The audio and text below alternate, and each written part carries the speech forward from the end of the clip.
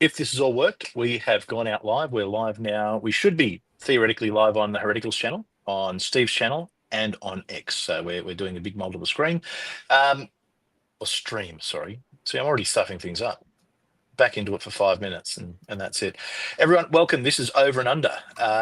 So look, I guess I'll explain a little bit about what Over and Under is. I'll explain a little bit about, I guess, where I've been, just so everyone knows. So Over and Under, it's just a conversation between two people from different sides of the planet who, I guess, when we first started talking, had diametrically opposed views on a number of things, particularly politics. So what we like to do is we like to have conversations, find middle ground, find something in common, or at the very least, understand what the other side's saying. So this isn't a right wing show. This isn't a left wing show. It's certainly not a centrist show. I think anyone who's followed me for a while knows where I stand on politics. Anyone who's followed Steve for a while probably knows where he stands on politics too. So that's the very short Over and Under. What do you reckon, Steve? Is that a fairly apt description? I think that was very brief and very concise, and that was very accurate. We did do a show for quite some time. People know my mic my camera isn't working too great, so I'm trying to fix that as we speak. I'm not actually streaming over on my channel for some reason. That was all on Chris's end. So if you're not seeing me on the Non Sequitur show, that's fine. Just head over to Chris's channel, which I've already put it in the live chat in my channel, and then I can just upload this later because it's only streaming to, I think, your channel. Actually, yeah, I've just got a notification up saying it's having trouble streaming to the destination. Yeah, that's fine. Look, I'll upload it later. We'll work it out and we'll upload you. Just download it, upload it. That's all fine. But yeah, I'm secretly just keeping it all to myself. Let's not do ourselves, because I've already started. Anyone who knows Steve knows that he has a habit of co-hosts trying to steal shows from him, and I've done it within the first 2 minutes. I gave you this. Look. I'm going to go on record. I'm going to go on record right here and now, so nobody can say anything in the future. So let's just get it out there. I've offered Over and Under to Chris 100%. All his. Do what he wants with. I don't care. He can give me a dime. He can give me $1. I don't even care. It is completely. I give him all the rights. And so there you go, Chris. I mean, that's on it. It's on your stream right now, except my camera's not working. There you go. Yeah, no, and that's it. I mean, we've been talking about doing this for a while, and the last time I streamed was actually with you on election night, where I'm just going to throw this out there. I called the exact number of seats or the exact number of electoral college votes that Trump would get. Called it at the start of the night. Everyone laughed at me, told me I didn't know anything about politics, but here we are. So, and you know what? It ignited something. It was because I haven't streamed for a while. Like, I used to stream multiple times a week, but I think it got to a point where it just became a bit too laborious. I stopped enjoying it, and there was dramas with other people who were on the channel. Like the core people, like, I'm cool with. We still chat when we can. There's no issues there. But there was a few people who just sort of came in and tried to cause drama, blew things up, and at the end of the day, I just couldn't have been bothered with it. Who has time for it?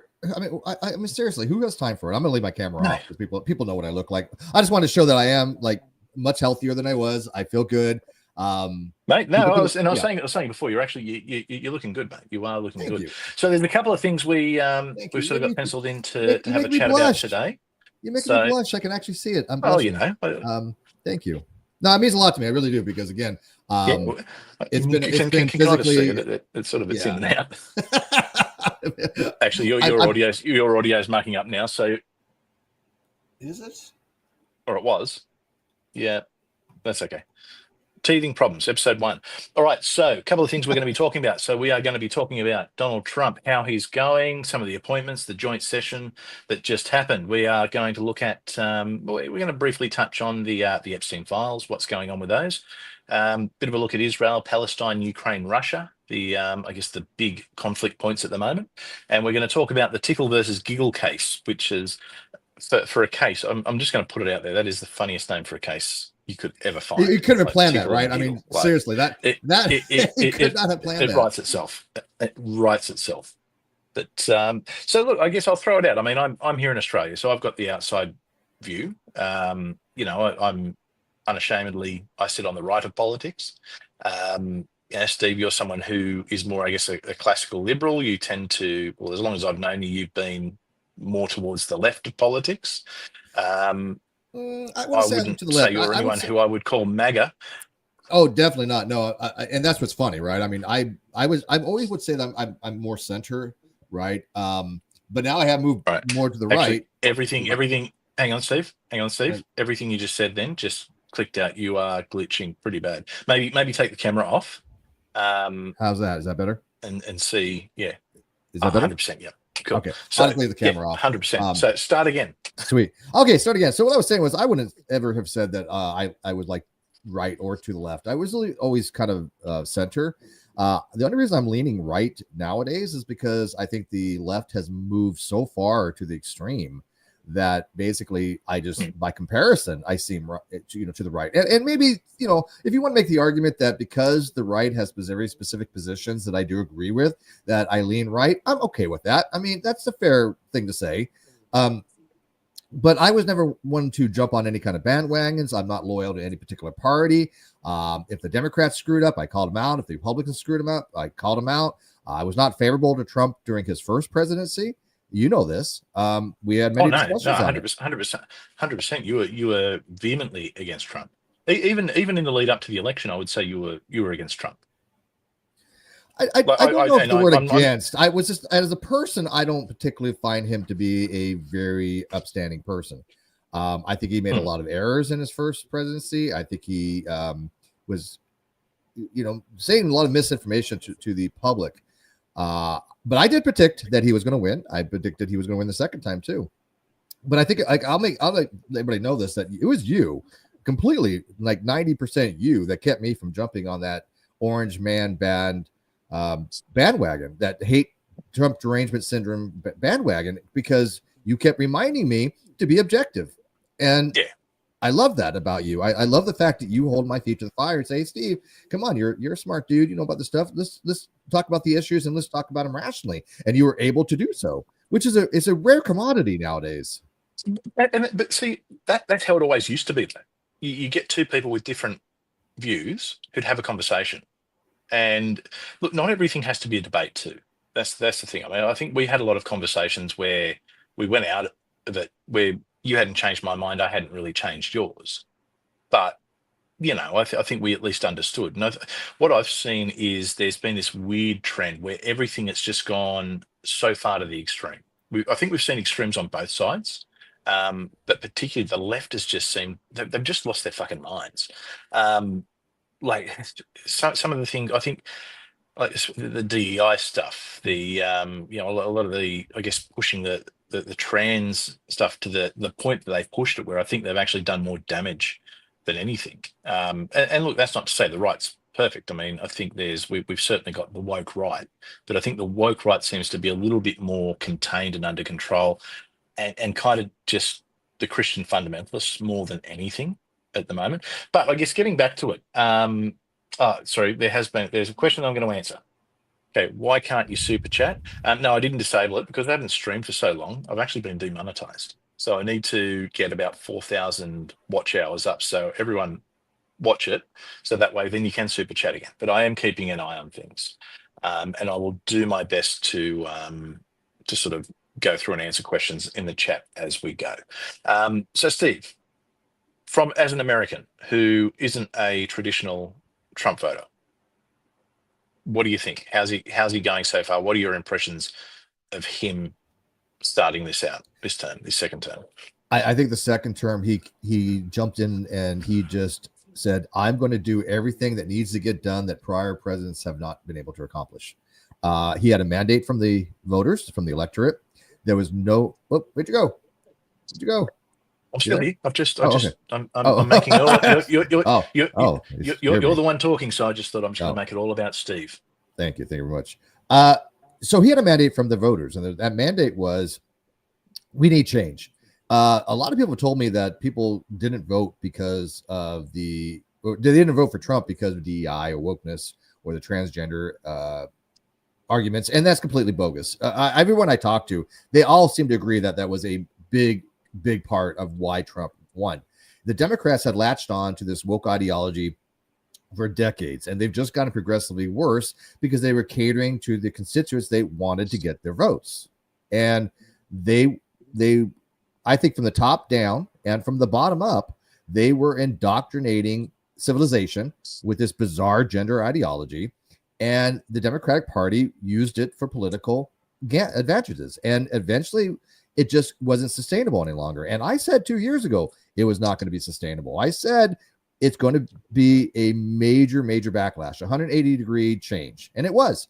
They got rid of, by executive order, DEI funding. They got rid of DEI and diversification in school. They got rid of the Department of Education. They got rid of basically men in sports. They got rid of wokeness as a whole. And at the federal level, at least they're not going to allow for federal spending to be used for indoctrination, because that's my position. All this was political indoctrination. And so, yeah, I think Trump had a mandate for the people to go in and fix this. And he did exactly that. He did exactly what the voters voted him to do. And I think that's the thing. I think this is probably one of the first times, love him, hate him, agree with him, disagree with him, he's doing what he said he was going to do. He's doing exactly what he said he was going to do. There's no surprises, I don't think. See, my impression is I think he's come in pretty hard. I think he learned a lot of mistakes from the first time he was in. The first time, I think he was a New York businessman. He didn't know Washington. I think he brought a lot of people in who weren't necessarily the same agenda as him. He was going to try and drain the swamp, but I think he brought a lot of the swamp in. I think he tried to be a peacemaker. I think he tried to be a bit of a try and keep both sides happy.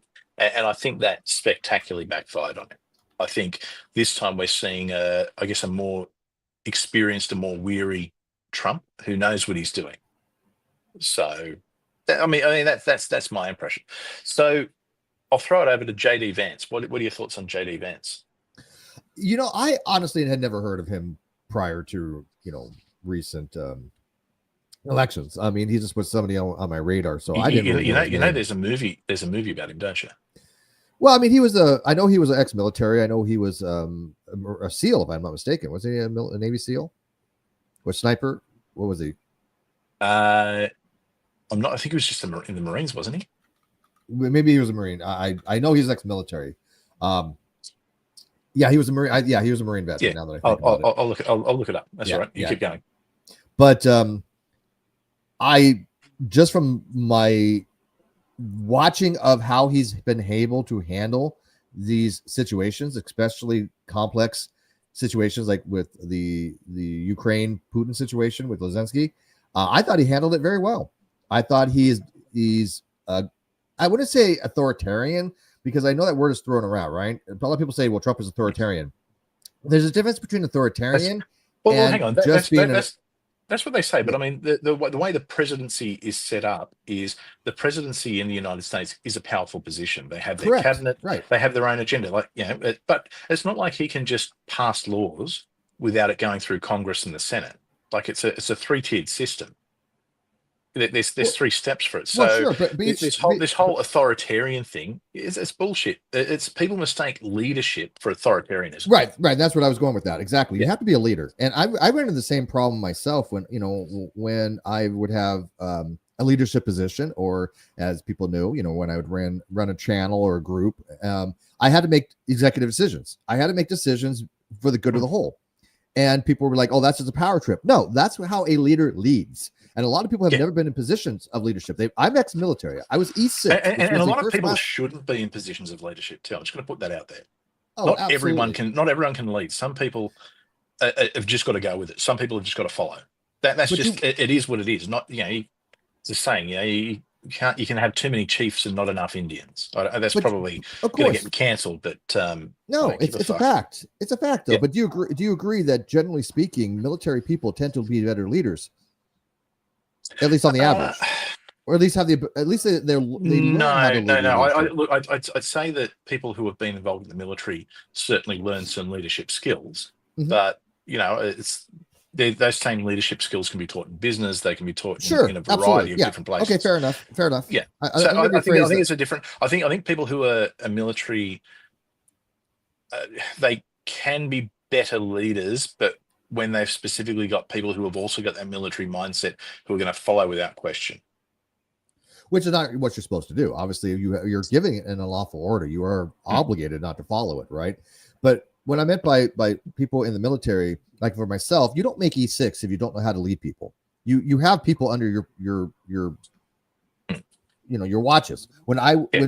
was in the Navy, I had to actually write schedules for people to stand watch. I had to train them. I literally had to train them to operate a nuclear power plant. They would come to me and say, "Hey, Steve, will you please ask me questions about this and then sign my qualification book saying that I know what I'm talking about?" That's a leadership Hmm. position. They're entrusting me to say that this person knows how to operate a 150 megawatt reactor. I would say that's a leadership position, right? 100% it is. Now, there's been a bit of chat going on in the chat. That's good. Chat going on in the chat. This is something I see all the time. What does woke mean? Look, I think anyone who's on the internet in 2025 who asks that question is either trying to bait or, um, well, this is their first time on the internet. Look, I guess I would say a very basic definition of woke is an extreme political focus on identity politics. So actually that probably wasn't worded exactly perfect, but an extreme. I guess the initial was probably just someone who was aware of things and active, but I think that word got hijacked. You saw the woke left, which was certainly focused on issues of race, identity. Essentially, it was the combination of identity politics. We're also seeing now a bit of a woke right, which is probably more a Christian fundamentalist sort of stance, where it's very much, I guess, a puritanical point of view. You must follow these codes exactly. On the left, it's, you must say that trans women are women. You must use their pronouns.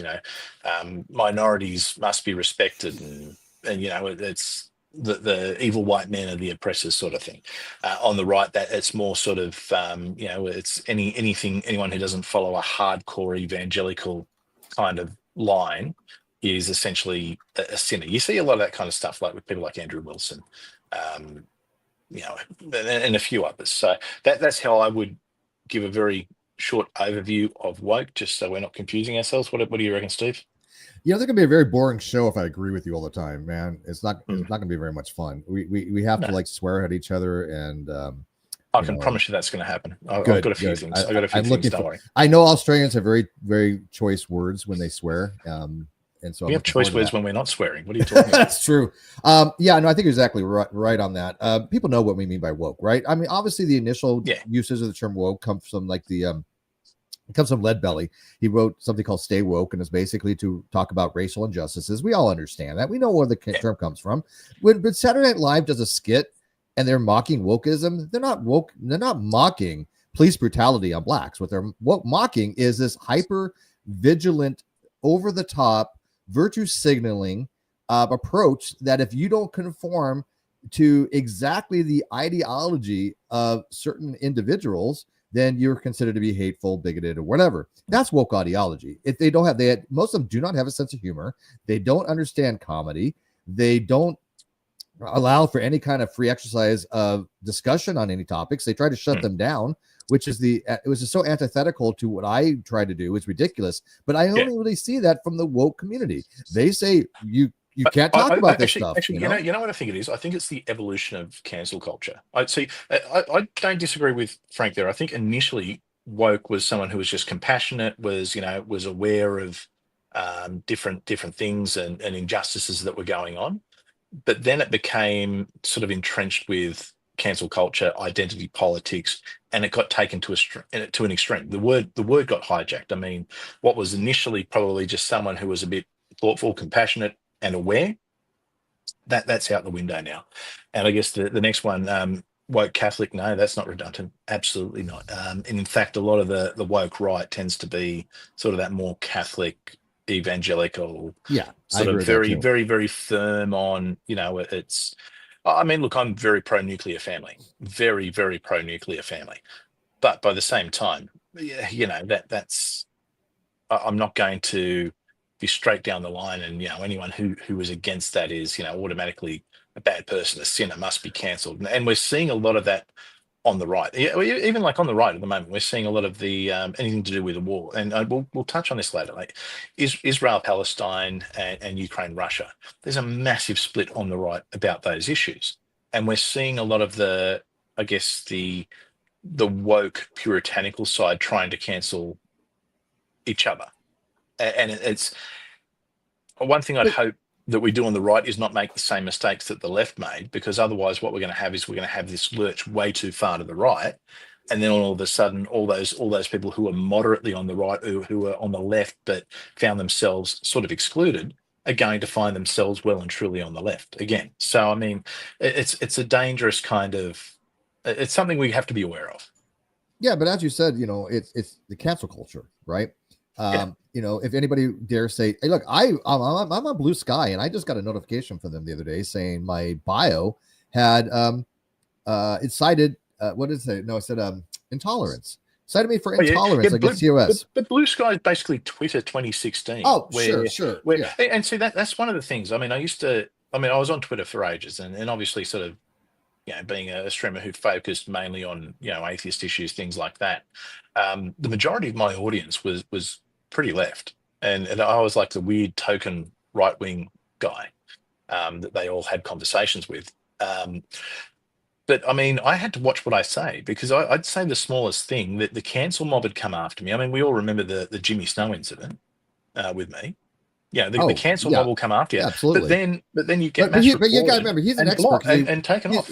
but he's an expert though. He's read the uh oh, what's the name of that source? Oh, What's that yeah. name of So it? yeah, The for Guardian. those who Yeah, don't know, yeah, he's a for Guardian those expert. Yeah, for those so who don't know, Jimmy Snow, Mr. Atheist, he, years and years ago, he when I first came, well, first started streaming and first started doing things, he made a comment about, he made a video or something about Australia and what was going on with some laws that were being passed at the time that incidentally never got passed, and he made a number of errors in it. And I sort of pointed out in the comments, hey, a couple of things wrong here. Da, da, da, da, da. Yeah, and look, I'm someone who actually is an Australian historian, involved in Australian politics, very, very aware of what's going on in my own country. But he bit back and like, well, I read two Guardian articles, and the Guardian, for anyone who doesn't know, is a far left British far left. newspaper, Yeah. and that was the entirety of where he got his sources from. And at the time, we were leading up to an election with a fairly conservative Christian prime minister. So all the attacks were on, and that was his sources. And anyway, he went after me. The woke cancel mob came after me. I felt I was getting mass flagged, mass reported. It was actually quite funny to look at. Yeah, well, you lived through the exact same thing that I went through first. Yeah, You were yeah. the afterthought of a lot of that. But I mean, I didn't see, my audience was a little bit of mix. I didn't have a lot of the far left or the far right. I just had kind of people that just wanted to have conversations and had disagreements. I didn't attract any of the fars, as far as I know. I was going to say, I think this is right. Blue Sky was founded to be a haven to the people that didn't like Elon, that were leaving X. So of course it went right back to being the cancel culture nonsense. And you know what? Blue Sky's not going to work. I mean, No, look, but no. before Elon bought X or Twitter or whatever, whatever we're going to call it, there was a couple of times that the right tried to have their own social media platforms. All it became was echo chambers. They lasted for about 2 months, and then everyone came back to X. I can't even remember what they were. What were they? I mean, not Truth Social. That's still a thing. That's really just a Trump echo chamber. Yeah, there was Truth Social, and there was another one that started up that was very, very similar to Twitter, but I don't even remember the hell it was called. It's been so long. I don't even remember if I have an account with them, but it was what was it called? Or maybe I think of Facebook. I don't know. There's been a few different types of social medias that try to emulate Twitter, but yeah, as you said, Twitter is going to be always number one because that's where the bigger players are. That's where the people involved in the stuff talk about these subjects. Right, exactly, and that's and it'll come back to that. I mean, look, Blue Sky is just going to be an echo chamber for people who are just going to shout into the wind. But what's funny is I'm seeing a lot of people who are very much on the left and that far left, who are jumping on Blue Sky and are actually getting kicked off because it's like extreme. Yeah, well, they threatened Twitter to kick me off for stating a fact, right? Because I said trans women are men, and people who are like, well, that's hate speech. I'm like, wait a minute here. Let me just run this argument real quick, and then we can get into the topics of the night for Twitter. But my argument was kind of simple. I'm like, wait a minute. Twitter saying trans women are men, is this a response to the phrase trans women are women? And trans women and women, if I think that is false, and I'm going to say the opposite to it because I'm just saying that what you're pointing out is incorrect, what I'm putting out is biologically correct. And so we can have that dialogue. But apparently, they're able to put out trans women or women without any pushback. And that's cancel culture. This is the exact type of woke thought that America did not want any longer. They did not want to be told what they can and cannot say or think. It's the kind of thing that America voted against. I think, absolutely like, it did. You know what? There was an ad that came out right at the end of the presidential campaign. It's the Kamala is for they them, Trump is for you. Yep. And I think that was what, emblematic of how far. Yeah, he gained multiple points on that. And see, this is the sad thing. It's really the sad thing, because I actually think I feel bad for trans people, for genuine trans people, because I think their identity has been hijacked by a bunch of woke lunatics. I mean, it's whenever anyone talks about allies, I cringe, because it just seems to be extreme left wing hijacking of so many different issues. Like, you know, anything to do with race, anything to do with but the thing is, it's got nothing to do. I mean, they're not really allied to these people. They're really against these people. I mean, look, when you've got some bloke with a beard going, "Call me she, her," well, they're right. clearly taking the piss. I mean, that ain't it. When you've got someone who, say, like a Blair White or Jen, who I used to stream with, that is definitely an absolutely someone who is, I would say, I'm going to call a woman, because that's who they are. They've actually taken those steps. It's not someone who is grifting, and there is so much grifting on this. Here's my view of that, and I'm again, we're gonna have a very boring show because I'm agreeing with you again. There are people out there that you build social rapport with, and they're friends. People like Buck Angel has always been civil to me, so I refer to Buck Angel as a he. Jen, very sweet. Refer to her as a her. Blair White, refer to her as a her. Jessica Gill, refer to her as a her. Why? Because I have a friendship relationship with a lot of them, or at least a working type relationship. A cordial, right? I think it's just basic courtesy. I think, look, I see, like, Ben Shapiro, and I like Ben Shapiro. Don't get me wrong, I really like Ben Shapiro, but I think sometimes he'll intentionally bait, and there's a bit of that. And this is where some of the woke right comes into it, where the woke right will start attacking and taking a very black and white, call every trans woman he, and I think that's wrong. That being said, when it comes to things like sports change rooms, I think that's where I think most people draw the line. But so would okay. So this is the problem. What happened was the transgender community, unfortunately, decided to try to get so many people under their umbrella that they started bringing in people like AGP males, pedophiles, the maps, right? They started bringing in anybody who dared say I am anything other than a straight white male. They're going to put under the umbrella of LGBTQ plus T5, 12, SY, whatever, right? Yeah, that was the problem, because the transsexuals that you and I know that we talk to, they don't even put up with that stuff, right? But most of the ones, and I'm not speaking for everyone that I've ever, it's their. Yeah, for everyone I've ever spoken to, stream with, anything like that. I'm not speaking of that for that. But a lot of people who I speak to who are in that community are just over it. Like they just see they see the ridiculousness of it. And what bugs me is there's such an attack on women and women's spaces. And that is something that I find as a big issue. Like, I've got a wife, I've got daughters. I don't want them to go into a change room and have someone with male genitalia exposing that. I mean, I don't really want any. I don't want any genitalia in general exposed. But I mean, obviously, that makes you a bigot, Chris. You're a bigot and a Nazi. And you know what? Bigot, turf, all that kind of stuff. Those words have no meaning anymore. They're so overused. I mean, I remember, like, years and years ago, if someone had called me a Nazi, I would have been deeply offended and upset by it. Now I just go, yeah, whatever. Right, exactly. Because everybody's a Nazi to somebody who doesn't agree with them. That's exactly. The problem. And it takes the power away from those words, which is an absolute disgrace. I mean, especially with, and I'm going a bit off track here, but especially when people call people Nazis. I mean, the Nazis did some horrific shit. Like they mass murdered people. They rounded people up into extermination camps. They were some of the evilest people that the planet has ever seen.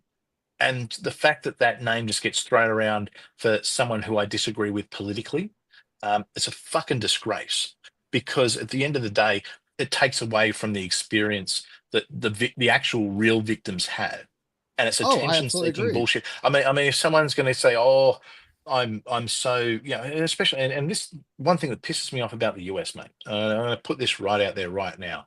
To see Americans complain as if they're the most subjugated and worst off people in the world. I mean, Not you're by the any means. fucking richest country in the Yeah. world. No. You're probably the and I say I love my country, but let me just say, America is probably the greatest nation that has existed to date as far as what it's been able to achieve I totally agree. I'm culturally. American. I put my life on the line for this country. I support America 100%. And I agree with you, although California's become a shithole. But as America as a whole, yeah, I'm proud to live in this country. And I'm telling you, I've been all around the world. I've seen what it's like. I've been to South Hmm, Korea, which I love. South Korea was really, really nice. But you see like what's happening down there with the Jolly Somali guy, right?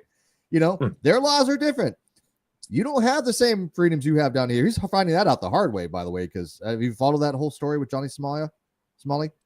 Bits and pieces. Okay.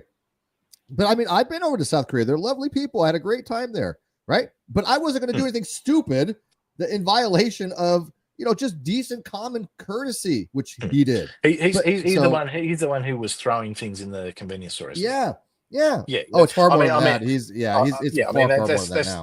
that's just stupidity. I mean, you go to a country and try and pull that kind of shit, and Right. no, it doesn't But as you doesn't said, fly. though, we have a lot more liberties here in America than any other place. And again, a lot of people don't even Yeah. understand the difference between a right and a liberty. They really get these things confused because when you're Even freedom of your speech. I rights, mean, you you exercise your you liberty. guys you guys take your freedom of speech for granted.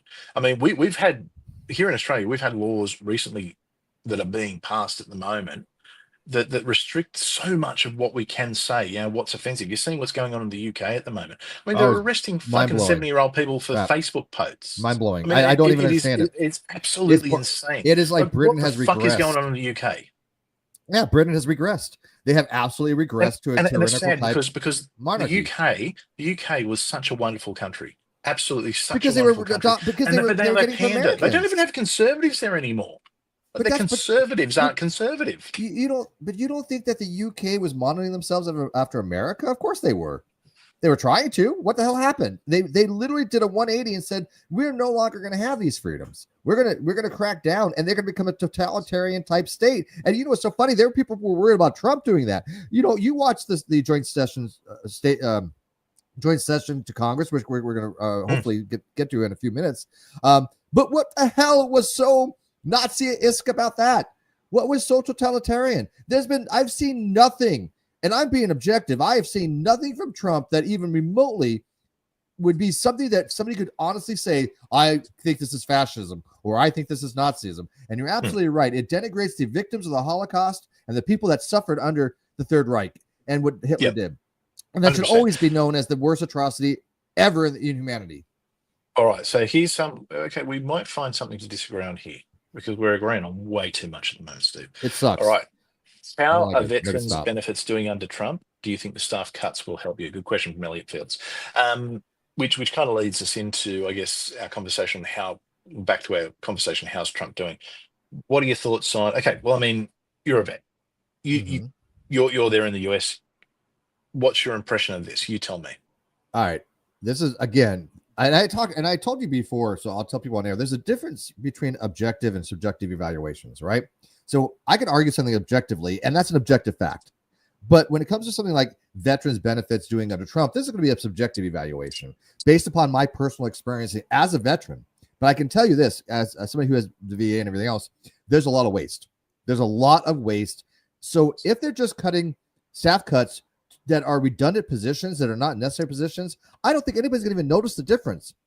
We have far too much waste in the military. I can tell you right now, we would spend 100 times the amount for a washer or a gasket than you would find in the civilian sector merely because it was on contractual bids, right? So something that I could fabricate for $1, we probably paid $100 for. A piece of merchandise, or like a tool that you can go buy at Home Depot for $30 would probably run you $300, right? This Hmm. isn't military spending. This is I'm not trying to exaggerate this. People know that the military has exorbitant amount of spendings. I think the mandate to Trump was go in and cut spending, get a balanced budget. What's the last time we had a balanced budget? And if veteran benefits staffing has to occur, I'm okay with this because I don't think there's going to be a notable difference. And if there is difference, you hire them back. But we have to have cuts. There has to be cuts if we're going to get this, under Okay. control. We're agreeing on way too much here. This is funny because okay, when we first did this show, and we're probably going back probably more than 5 years when we first did Over and Under, we disagreed on pretty much everything. I remember there was a lot of the Trump stuff going on at the time. You were vehemently anti-Trump. I'm going to disagree with you. It's really quite this is gonna be our interesting. It's really disagreement. quite This is interesting. going to be our disagreement because I would disagree with you on that. I don't think we had much disagreements. I think that because I was a centrist and you had your views, I just wasn't fully convinced the way you were of certain things. I never told you were wrong on anything. I don't think. Have I? Have I ever said you're wrong? For example, you brought up earlier about the electoral college, right? You nailed exactly how many electoral votes it was going to be. Did I say to the number? In fact, I not only did I pick the exact number, I'm just going to put this out there because I'm going to brag for a second. I picked the exact number and I picked how every single state would go. 100%. And at any time did I tell you, Chris, you're an idiot? You're wrong. No, did I ever say plenty of people, plenty of other people did. But I thought they were idiots, right? Because I even told you, you know what? It's very possible. And I said he's probably going to get all the swing states. And people laughed at me. They're like, "Oh, he's down in polls in the swing states. He's never going to get the swing states." I'm like, "You're not listening to the people here." I think we now know that the polls were wrong. But the funny thing is, I think they had all these false polls out saying that Kamala was ahead. You know what that did? That made sure that the people who were voting for Trump went out and voted for Trump and didn't stay at home. Right. They're like, "Oh, we need interesting point here. Clinton had the last balanced budget, and George W. Bush went to war against innocent nations. I agree. I don't think so much Afghanistan. I don't think Afghanistan was an innocent nation. I think they were harboring the Taliban. 9/11 happened. I don't think there's too much wrong there. Iraq, I think in hindsight, history hasn't been kind there. There were no weapons of mass destruction. That being said, Saddam Hussein...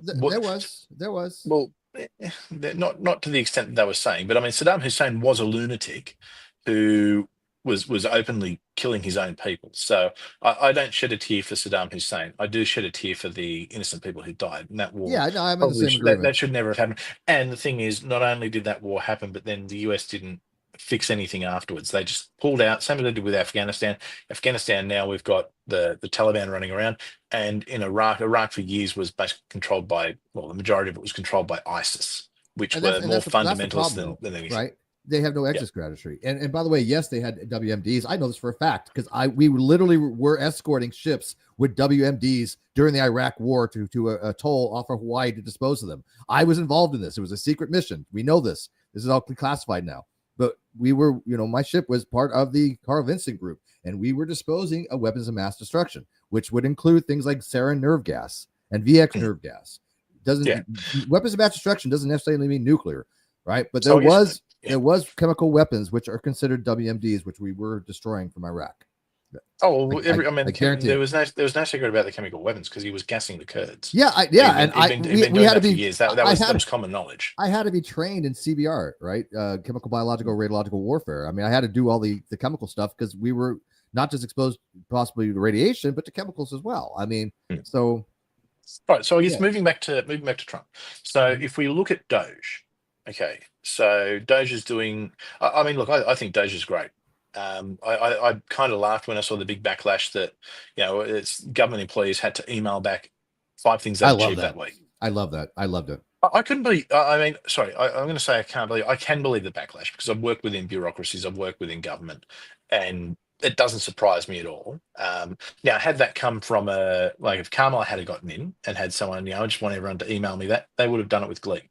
But because it's the big bad boogeyman Trump, and look, government employees on the whole tend to vote left because the reality is the left-wing parties tend to expand the bureaucracy, right-wing parties tend to shrink the bureaucracy. So, it's in their interests. But I mean, there was no secret going in that they were going to have Doge and what Doge was going to do. Like there was absolutely no two ways about it. Like they were going to cut the government down because there is wasteful spending. I mean, we've seen it here in Australia. We had $500,000 spent to investigate whether two pool tables that were in, as in snooker or billiards or whatever you call it there, tables that were in Parliament House that were sold for $5,000, whether they were sold for the correct price or if they were undersold. There was an investigation that cost $500,000 to determine a $5,000 sale, which came back that no, that was the correct price. So there's government waste happens everywhere and in every country, but it seems as though in the US it is a bit bloated. Like there's people who quite literally had nothing to do. I mean, if you can't send back an Well, email saying, "Here's 5 things I did in a week of work," well, even if you don't have the imagination to make shit up, like make well, shit up. this You all, know what your all job they, description is. This here's is the what I thing. did. Thank you. Let's go. There's two parts to this. The first part is we know that in order to lower unemployment rates, the government has made jobs just so they can say we're making jobs for people. Okay. And I'm not going to criticize job creation, okay, even at the federal level. However, if it's redundant, then what's the point? And all this, questions, all this 5 questions was a couple things. But basically it was, does this person even exist? That's why he called it a pulse check. Am I going to get a response? And he said, and look, at all you had to do was respond, I woke up today and went to work and I walked my dog at work. Whatever. He was just looking for an email in response, right? He didn't Yeah. expect to have great details. It's not that hard to do. Like it would seriously take all of about a minute. This week That was too I much for them. Oh, they're I offended. So worked 38 hours, managed to help people, managed to do whatever the description of my job is, this and this. Bang, right. that's it. It's I don't genuinely not understand that why they don't hard. have to be justified to their employers of what they're doing. I don't I mean, understand why the private sector I've is any worked for different than the companies public where sector. you've got to account for what you do every half hour, like half hour blocks. This. That's I would lose my mind. That's too micromanaged. I got to tell you, it was a bit too much in micromanaging. Yeah. But that being said, I mean, these things aren't unheard of. Like Oh, what they're trying to do is work I think out, it's all right, brilliant. where's money being wasted? Where's money being Right. spent? I have no issues with it. Yeah, especially because again, his mandate was to cut spending, right? And Doge is a mandate. It's created by executive order, which But the president it's a has to. massive overreaction is what's happening. There's Of this course, it there's is. this huge overreaction that's happening. And look, Elon 5 6 years ago, he was the darling of the left. They loved him. They loved him. It was because he bringing out the electric cars. He was focused on science, going to space. All of a sudden now because whether he's shifted or whether politics, where the center of politics has shifted past him, I don't know, but I mean, Right. this is a guy who, okay, look, he's got his quirks. Let's not kid ourselves. There is. I'm not claiming to be a Sure. doctor, Yeah, but I've worked with people who are on the spectrum, and I'd say with a lot of confidence I that he's agree. probably on the spectrum. And I think you've got to be on the spectrum to have a certain level of brilliance. But I mean, you see a lot of things there. Yeah, But at the end of the day, I don't think that's what's he negative at doing? all. I mean, he's a business person. He's not getting really any benefit from this, apart from he's seeing Tesla stores shot up. People are boycotting him. Like there's more of a net negative. I mean, he was getting contracts under Biden, or his companies were getting contracts under Biden. They'll probably continue getting contracts under $400 million Trump. contracts. Yeah, There's no real benefit to him. but you know what's funny? They even tried to say that those $400 million Biden contracts were Trump's. It's like, no, that was from Biden. He's not. So I don't think for a second that Musk is trying to do this for his own advantage. I really think that he wants to cut spending. I think he wants to do something from America. I really honestly do. And Doge has Look, done don't a get me lot wrong. already. It can go too far. You can't treat the government like a business. Like it's not uncommon when people take over a business that hasn't been going that great. You get in and you gut the place. You basically almost want to reset, start again, because a lot of the time it'll be waste. And I mean, he did that with Twitter, and I think X as it is now, I think is running better than ever. I think I do too. it's I more think popular. I There's a yeah. hell of a lot less bots. I'm going to put that out there. There's still bots, but there's a lot less bots. He's managed to monetize it. I mean, people are paying their $8 for that blue check mark. I'm one of them. I'm one of them too. People are doing that. So I think what he's done there, he essentially went and gutted that. Doesn't always work with government. I think you've got to be a little bit careful. I think you can take it too far, and I'd be keeping an eye on it to make sure he doesn't take it too far.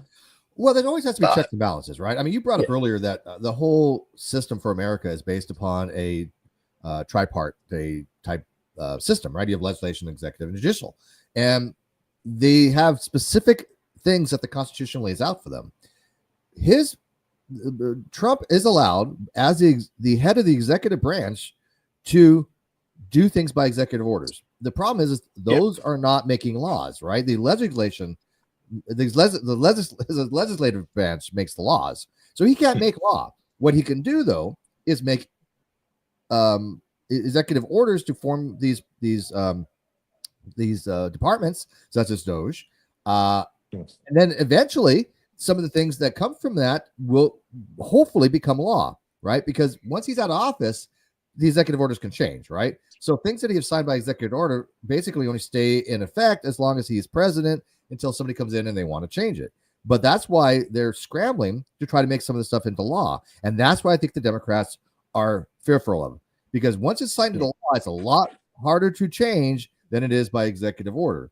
And so you have the judicial branch chiming in saying, well, we're saying that these orders are unconstitutional. The problem with that is these federal level judges don't have the power to do that. Only SCOTUS does.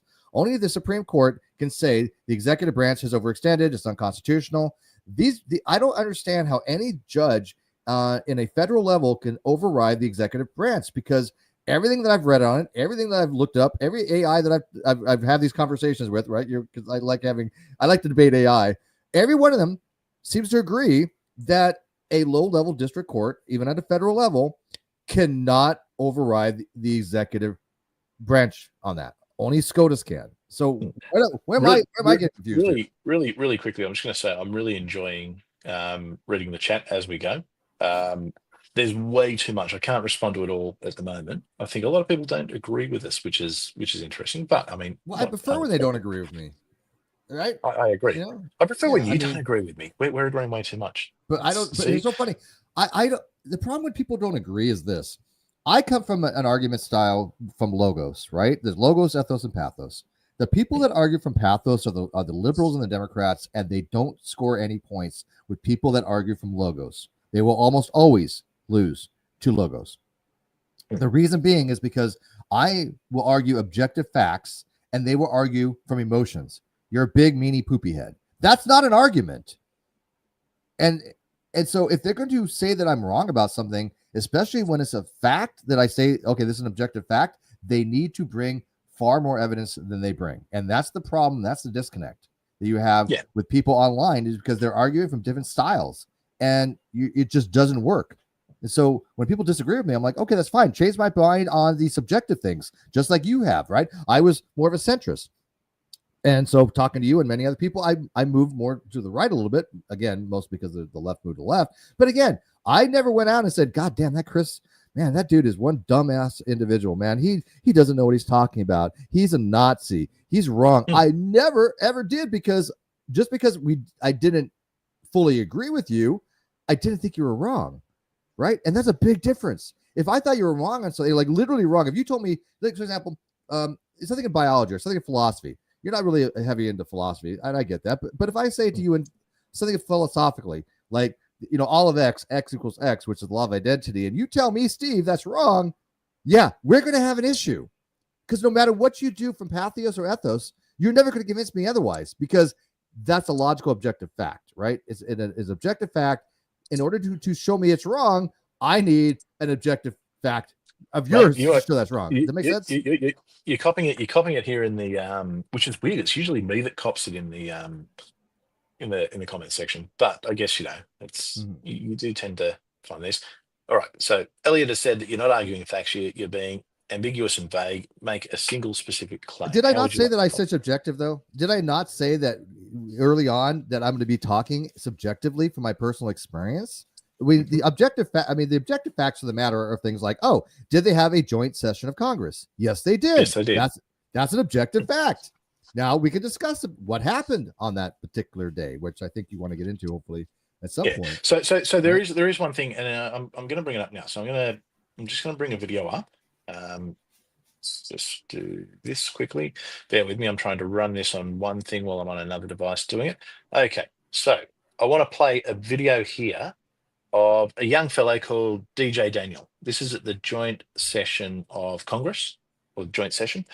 So let's play this. If there's any issues with the sound, let me know, but it should come through okay, I hope. And tonight, DJ, we're going to do you the biggest honor of them all. I am asking our new Secret Service Director, Sean Curran, to officially make you an agent of the United States Secret Look at Service. his eyes. Look at his Is that- expression. Is that coming was- through for you, Steve? Yeah, I can hear it. Is that coming through all right for you? It was really, I it can hear was it a fine. bit, it was, okay, I'll Yeah, I keep can hear it playing. fine. Yeah. But just real quick, look at his expression. Look at the happiness of that kid.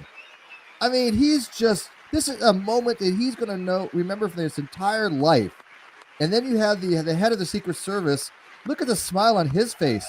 I mean, this is what America is right here. All right, so I don't know if everyone else could hear that. It was going. Yeah. It was like Everybody said it's someone fine. strumming a guitar for me. There you go. Everybody Must said have it's just fine. been just me, which is funny because the computer I'm playing it off was quite literally right next to the iPad that I'm on now. But anyway, okay. So DJ Daniel. Okay, so we're talking about a 13-year-old kid who survived brain cancer.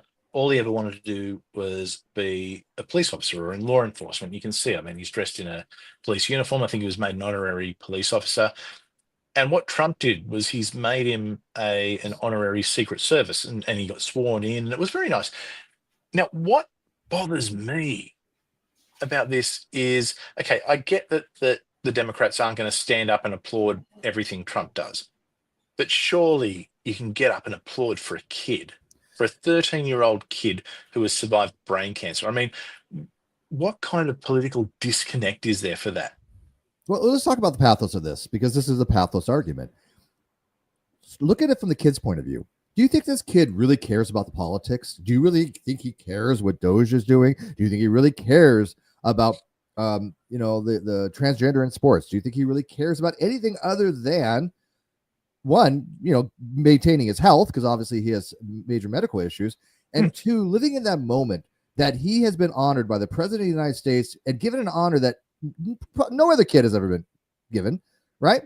Do you think he's going to care? All he's going to do is look at the Democrats and say, well, hang on. All he's going to do is look at these Democrats and think to himself as he grows older, what a bunch of assholes. I would never want to be like them.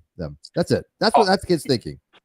Exactly. I mean, what difference would it have made if the Democrats had got up and well done to him, and even look, I mean, I'm sure there could have been photo opportunities for them for their political advancement. Do you I mean, he's a been kid happy with for the cancer. I don't understand. But are we at the point where it's so happy for him? I get that it's tribalistic. I get that. I mean, we're a tribal species. Okay. But are we at the point where you can't stand and applaud a kid with cancer who's getting sworn in as an honorary Secret Service member? Everybody a kid who's happy survived for the fucking kid. cancer. There's no.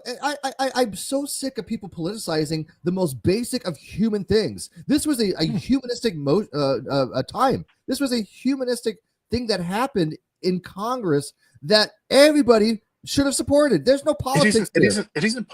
Look, there's no benefit to Trump. I mean, Trump isn't going to suddenly find himself I mean, he's never going to be reelected again. This is it. This is his last term. He can't. Yeah, he can't. Well, no. Well, okay. Besides realistically.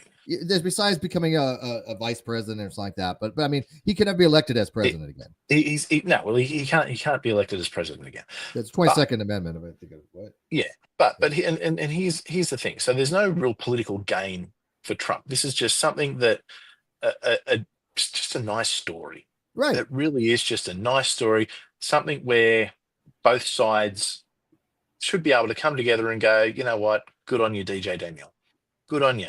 But the Democrats have to politicize everything. They think everything is evil. They think that everything is fascism. They think that everything is some political motivated thing other than just living in the moment and being happy for the kid, which is so ridiculously mind blowing to me that this is supposed to be the party of empathy, the lovers of the world, the peace, everybody should be like sing kumbaya, and they couldn't stand for a freaking kid with brain cancer. There's no justifying that. There's I think none coming back from that for the Democrats. It'll backfire. Absolutely, it's going to backfire. I think they won't there's even listen coming, to that, there's Chris. coming, there's coming back. There is coming back from it. And look, realistically, what I think they're doing, if you look at it purely from a political strategy point of view, I think they're trying to solidify their base. Trump is evil. Trump is bad. Trump is, killing democracy. That's what they're going for. They shouldn't worry about their base. The base are not going to get them reelected. They should be swinging to the right. But they need their base to be invigorated. They need their base to be active. They need their base to be screaming. So then when it comes to the election, then that's when they'll move a little bit. If they're smart, they'll move a little bit more moderate with someone like a Gavin Newsom who can appeal to a little bit to those people who are in the centre who could go either way, who aren't going to respond well to the chest thumping, screaming lunatics on either side, because we've got them on the right as well. This isn't just an issue with the left. Like the right's got issues. No, I totally agree with you. They have to become more moderate, but that's because they have no other choice. The Democratic Party, as of right now, their polls are so abysmal, like in the mid to low 20s or something on the approval rating. Yeah. They have to do something. They cannot survive running on the platform that they've been running on. It will not work. So as Gavin Newsom, who is the governor of my state, who's an absolute freaking idiot, he's just destroyed the state. I mean, seriously, it's a shithole. It's what it from used to be. But he has to become more moderate. So he needs to figure out a way to keep his base, his radical base, and appeal to the more right of center people, which he did. And he went to, and Charlie Kirk, I don't know. Look, I don't agree with Charlie Kirk as far as his evangelical and his Christian and the woke right and all that. But when it comes to the politics, when he was asking questions to Newsom, especially when it came to long form podcast, he was absolutely 100% spot on, in my opinion. Right? I mean, he even told Newsom, "This is what you have to do. This is why it's a bad idea." He was giving away all the secrets. But do you think Newsom's going to take that on board? No. Probably not. No. All right. Here's a question from Elliot. So, Steve, do you actually think the Democrats are upset that he survived brain cancer? The issue is that the right are using the kid as a political cudgel. Why is that okay for the right but not for the left? I'll let you answer that one first, and then I'm going to throw my opinion in. Yeah, sure. No, I don't think the Democrats are upset that he survived brain cancer. And what would be an example of a non-political situation? What can Trump do in that situation with anybody? What is it that? Give me an example, Elliot. And Elliot's been following me for like 6 years, right? I mean, we go way back. And I know he does have a lot of respect for me, and I appreciate that. So I do take Elliot's questions seriously. So let me ask him, what would be an example of Trump doing something for a child in a joint session of Congress that he wouldn't say was a political cudgel? Well, okay. So I think anything a politician does is inherently political. It's in the nature of it. So is there a political aspect to it? Look, probably. I don't think there's a huge benefit to Trump. Yeah, I mean, it's a byproduct. Sure, it's a byproduct, of course. Yeah. I mean, I'm not going to say that. But at the same token, politicians have to do political stuff as politicians. And in doing so, they have to recognize heroes. They recognize many heroes, in that look, joint session. I'll put this out there because I want to directly, I guess, address what Elliot said at the end there. Why is it okay for the right but not the left? It's not. It's both sides do it, and I think it's fine. And if it had have been Kamala as president and the same thing happened, and the Republicans hadn't have stood I would have shouted them. I'd be criticizing them too. Absolutely. Because I think there's some things that transcend partisan politics. I think there's something. I mean, look, the economy stuff, even if it's stuff that people will generally think is a net positive. Okay, I get that they're not going to stand up for that because they're the opposing side. That's fine. There's absolutely no issue with that. However, I think this is more of a human story, and you'll get these regardless of who's the president. You're going to get these. You're going to get these kind of stories, or these kind of things that will happen at joint sessions, State of the Unions, things like that. And I think that there's a few things that you just have to take that the political cap off and say, you know what, it's a kid who survived brain cancer. Isn't it nice? He's being, okay, we'll applaud that. I don't think there's anything wrong with saying that. And if the right had have done it, I'd equally criticize. Well, let me ask you this. Two things. One. Yeah. Did I not, the first Trump administration, shit on everything I thought the Republicans were doing wrong? You were there. Did I not? Did I coddle them? Did I jump on the Republican bandwagon? No. If I thought they were doing something wrong, You didn't. I said you correct? didn't. Look, it's Trump's first term. Some of the conversations we had, you were very, very much on the. I mean, look, you weren't quite at the TDS, but you were looking at a lot of the stories. I guess what I'd call the TDS. Yeah, sure. No, media. but there was a few things we had conversation. Like I remember there was something where there was a picture of a police officer with a gun, and the way the photo looked, it looked as though he had it pointed at this father who had a child on the shoulders. I remember but then that. you actually saw, Yeah. and you brought that up and said, "Hang on, how can you?" And then they said, "Well, hang on, let's go back and look at it." And it actually turned out that they were across the street. And you know what? And, right. you went, "Okay, yeah, hang on, you've got me there." Yeah, I remember this. So you certainly you were the first term, and I'd even say during the Biden presidency, you were no friend of Trump. And the funny thing is, I remember when we did the election stream back in 2020, I actually said, look, if I was in America, I probably would have voted for Biden because I think there needed to be some stability. And I saw him as someone who would bring stability at the time. I was wrong, 100% wrong, 1000% wrong. He didn't bring stability.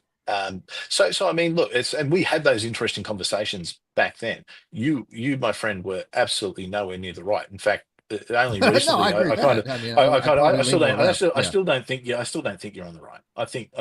I'm moderate. I think you're on the left, but I think where the center is just moved. Hang on. How is it I can be on the left and everybody telling me that I'm now MAGA? I'm now Hitler. So I don't understand this. I have half of my fringe followers telling me I'm MAGA. The other half now are going to be telling me that I'm far left liberal. I can't win. I guess they cancel each other out. No, but hang on. There's nothing wrong with you being on the left. There's nothing wrong with that. But I'm not. It's fine. What am I on the left on? I think generally politically, the conversations we've had, I'd say that Look, I'm not saying you're far left. There's no way. I'm not saying that, but I think you are more on the left than the right.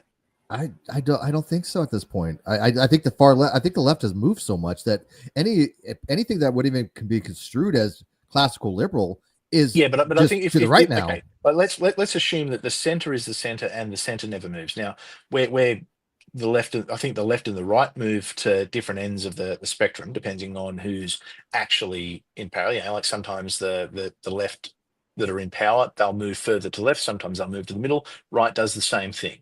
Okay, and I think definitely that the left has moved, or the left in power, the left politicians have certainly moved further to the left. And you see but the right has moved more to the right too. Like John Fetterman is a great example. He's someone who is absolutely on the left, but he's essentially being called MAGA and far right now because he's to the right of those. Well, he's moving to the center. He thought that was inappropriate that they didn't stand for that child. So he's at least recognizing that. Yeah. Right. So, but that being said, would he have stood? Would he have stood? I don't know. Right. I think one Democrat did. But here's the second part I wanted to bring up with that. Because Elliot said I didn't answer the question. Can you bring up his question again? Because I want you to recognize which one? There's been a lot. About did you think the Democrats were upset that he had brain cancer? That question. Okay, that is a way. You don't have to bring it up. Yeah. All right. There we go. Okay. This is a direct question that has a yes or no answer. Does it not? Read the question. Well, parts of it have a yes or no question. Well, hang on. But the first sentence is a yes or no. Okay. Okay. Do you think Democrats are upset they survived brain cancer? That's a yes or no. Did I answer that a yes or no? You answered it. Yeah. You said that I did. You said that no, they're not upset. Correct. And then I get. There's a statement that they're using the right. They're using the kid as a political. So what is about this question? That's not a direct question. Yeah. And then is it all right for the right but not for the left? And I think I certainly answered that because I said that if the right had have done it, no, it wouldn't be. So I think there's parts of it. I think the bit in the middle is a bit more of a conversational. But well, sure, but I think you're obviously everything a politician does is inherently political. Okay, so we definitely recognize that. There is a lot going on in the chat. I will get to as much of it as I can. I'm trying to find things that. So I'm moderating. I'm talking. I'm trying to. I've got a screen there. So if I'm ever looking over there like this, you know that I'm actually looking at what's in the chat, and I'm here with the camera set up. So bear with me, people. Bear with me. It's the first time back in a long time. I'm loving this, though, dude. I do because look, I think that what I like about going live is you actually do have the comments. And look, there's different things that people will bring up. There's things that people don't agree with, disagree with.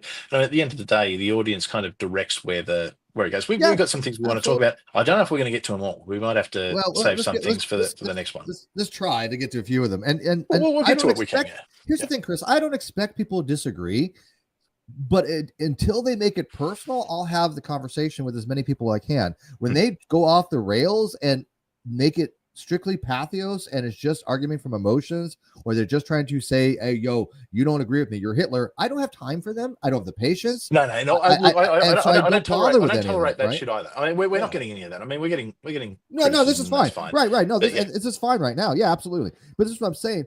This kind of dialogue is great, but that's not what you generally find on, all of social media. Let's be realistic here, right? Yeah. No, 100%.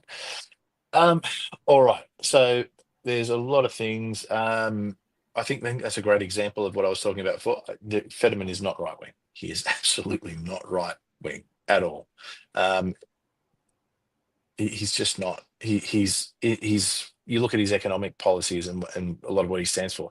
The guy's very pro-union. He's pro-bigger government. But the thing is, what he did that was different is he actually said, well, Trump's won. He's representing Pennsylvania, so he wants to go and engage with Trump. He's representing his look, and this is the thing. Fetterman is elected to represent the people of Pennsylvania. He's not elected to represent the Democratic Party as a whole. And Pennsylvania's swinging what? It swung red. Well, it's swung. I mean, Trump won it. But I mean, it certainly goes back and forth. But I mean, his job is to do the best for his constituents. That's what it comes down to. And look, I think by the same token, I think people on the right, I'll criticize people on the right who wouldn't go and engage with Biden. I'll criticize the people on the right who, there's a lot of stuff said about Biden. He was called a crook, everything, and I think, was there some dodgy shit going on? Yeah, sure. Okay. It's politics. There's always dodgy shit going on. Correct.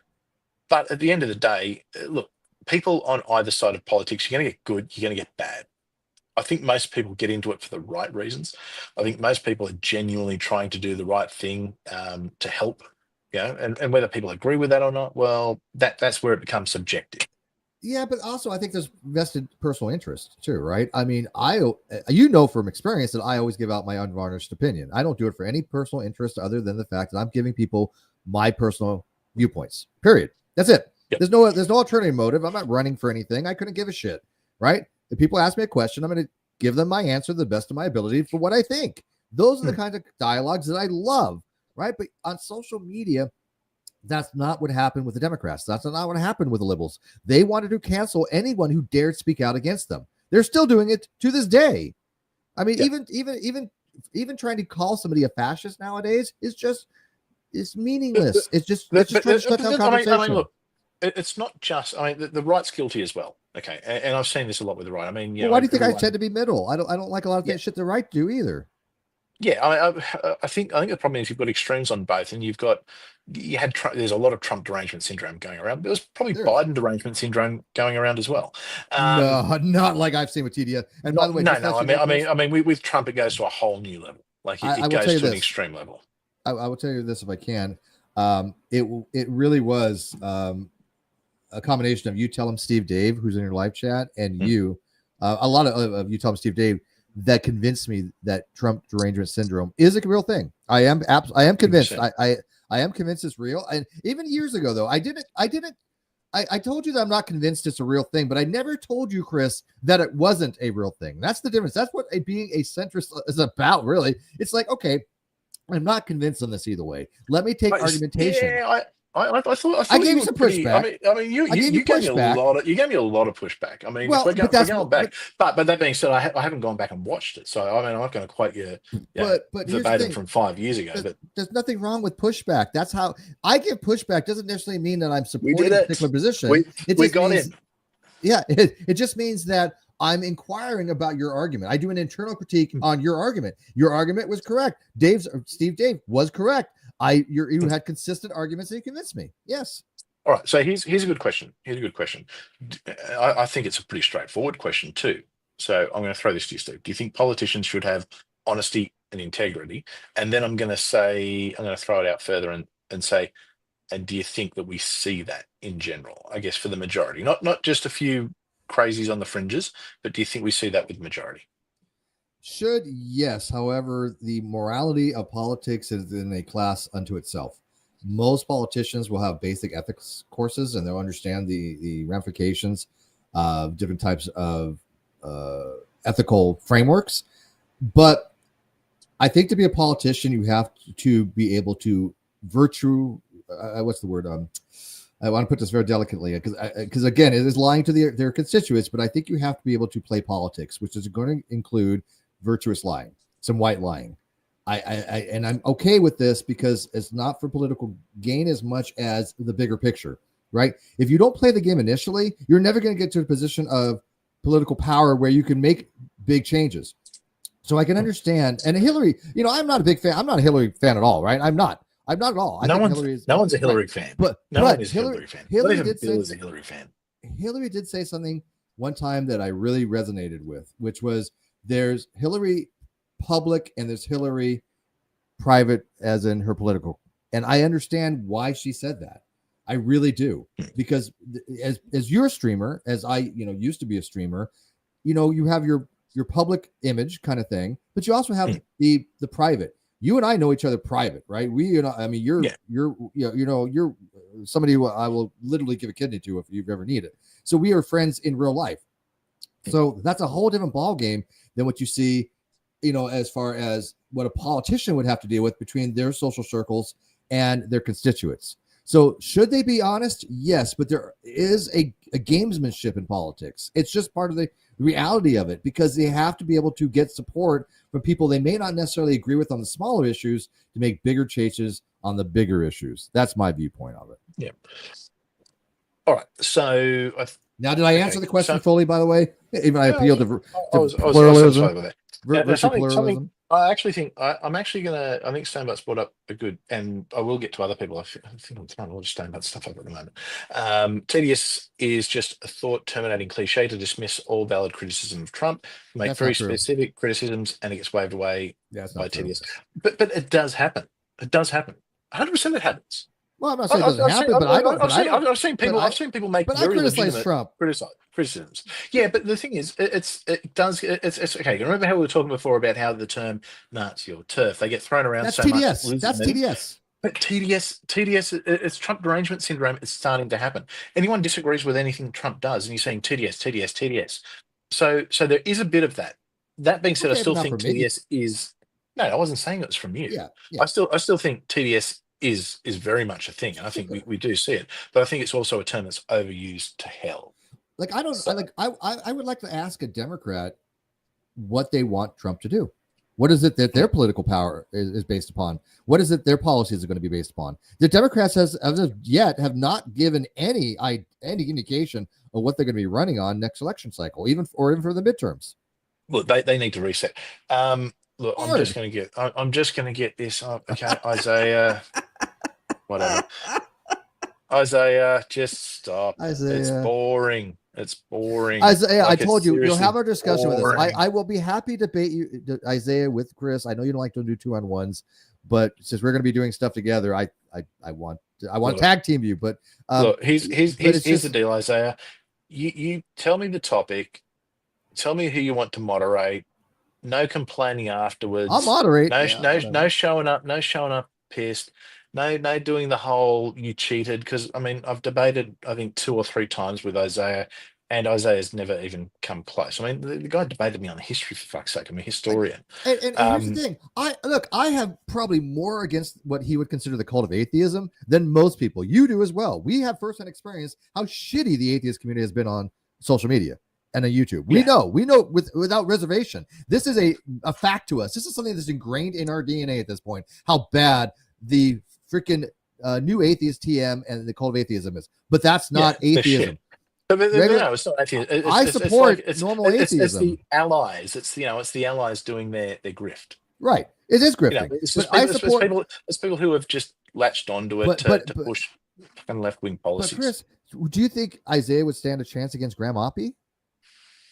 I don't think Isaiah would stand a chance against anyone. Okay, that's my point. I support Graham Oppie's form of atheism because I really do think he has some great arguments on appeals to theoretical virtues. Now, I have actually swaying my position even further. Chris, I don't know if you know lately, but I have absolutely came out and said I am denouncing Christianity. I accept Christianity as false. I have made videos about why I believe Christianity is false. Before I kind of that doesn't make you an atheist, though. That just means that you're saying that Christianity isn't true. Correct. And I'll look.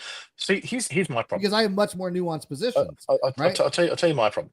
I think Christianity is false. That is, I'll make that statement. Christianity is false. You and I agree with that. Yes. However, Islam's definitely false. Yeah. However, I wish I was wrong, because most people I know who are Christians, most people within churches, are generally decent people. Okay, is there problems? Is there issues? Yeah, sure there is. But I mean, it would have been a lot more comfortable for me to stay as a Christian, because I mean, I was in church leadership. I was being groomed for sort of decent things within big churches. I would have had a job for life, and it would have been very comfortable for me. I would have been able to travel the world, preached, all that kind of stuff. So for me, it wasn't a good thing personally for me. I lost a lot when I walked away. But anyway, I don't want to get onto religion too much. This is another topic. Yeah, another day. This is politics. Yeah. But here's Isaiah, we'll do the debate. Okay, we will do the debate. We're going to do it on my channel. I'm happy for you to pick a moderator within reason. It's not going to be Darth Dawkins or some fuckwit like that. Oh God. You give me the topic. Andrew Wilson. Give me everything. You give me all the criteria you want. Okay, so that way there's no excuses when I wipe the floor with you for a fourth time. Okay, so I'll put that out there, and that's the last thing I'm going to say on that. I've made the same challenge, like for people that argue that my paper's wrong, right? I've how many people I've said I will debate you on my paper. Not a single solitary person has taken me up on it. Oh, okay, I'm sorry. One kind of did, and then he's just like recognized he didn't know what the hell he was talking about. He didn't understand my paper. And looking at that, it's just why I always laugh when people want to debate me on history, politics, things where I've got your niche, your area. Yeah, exactly. It's like shit. I know. I could convincingly make shit up and back it up.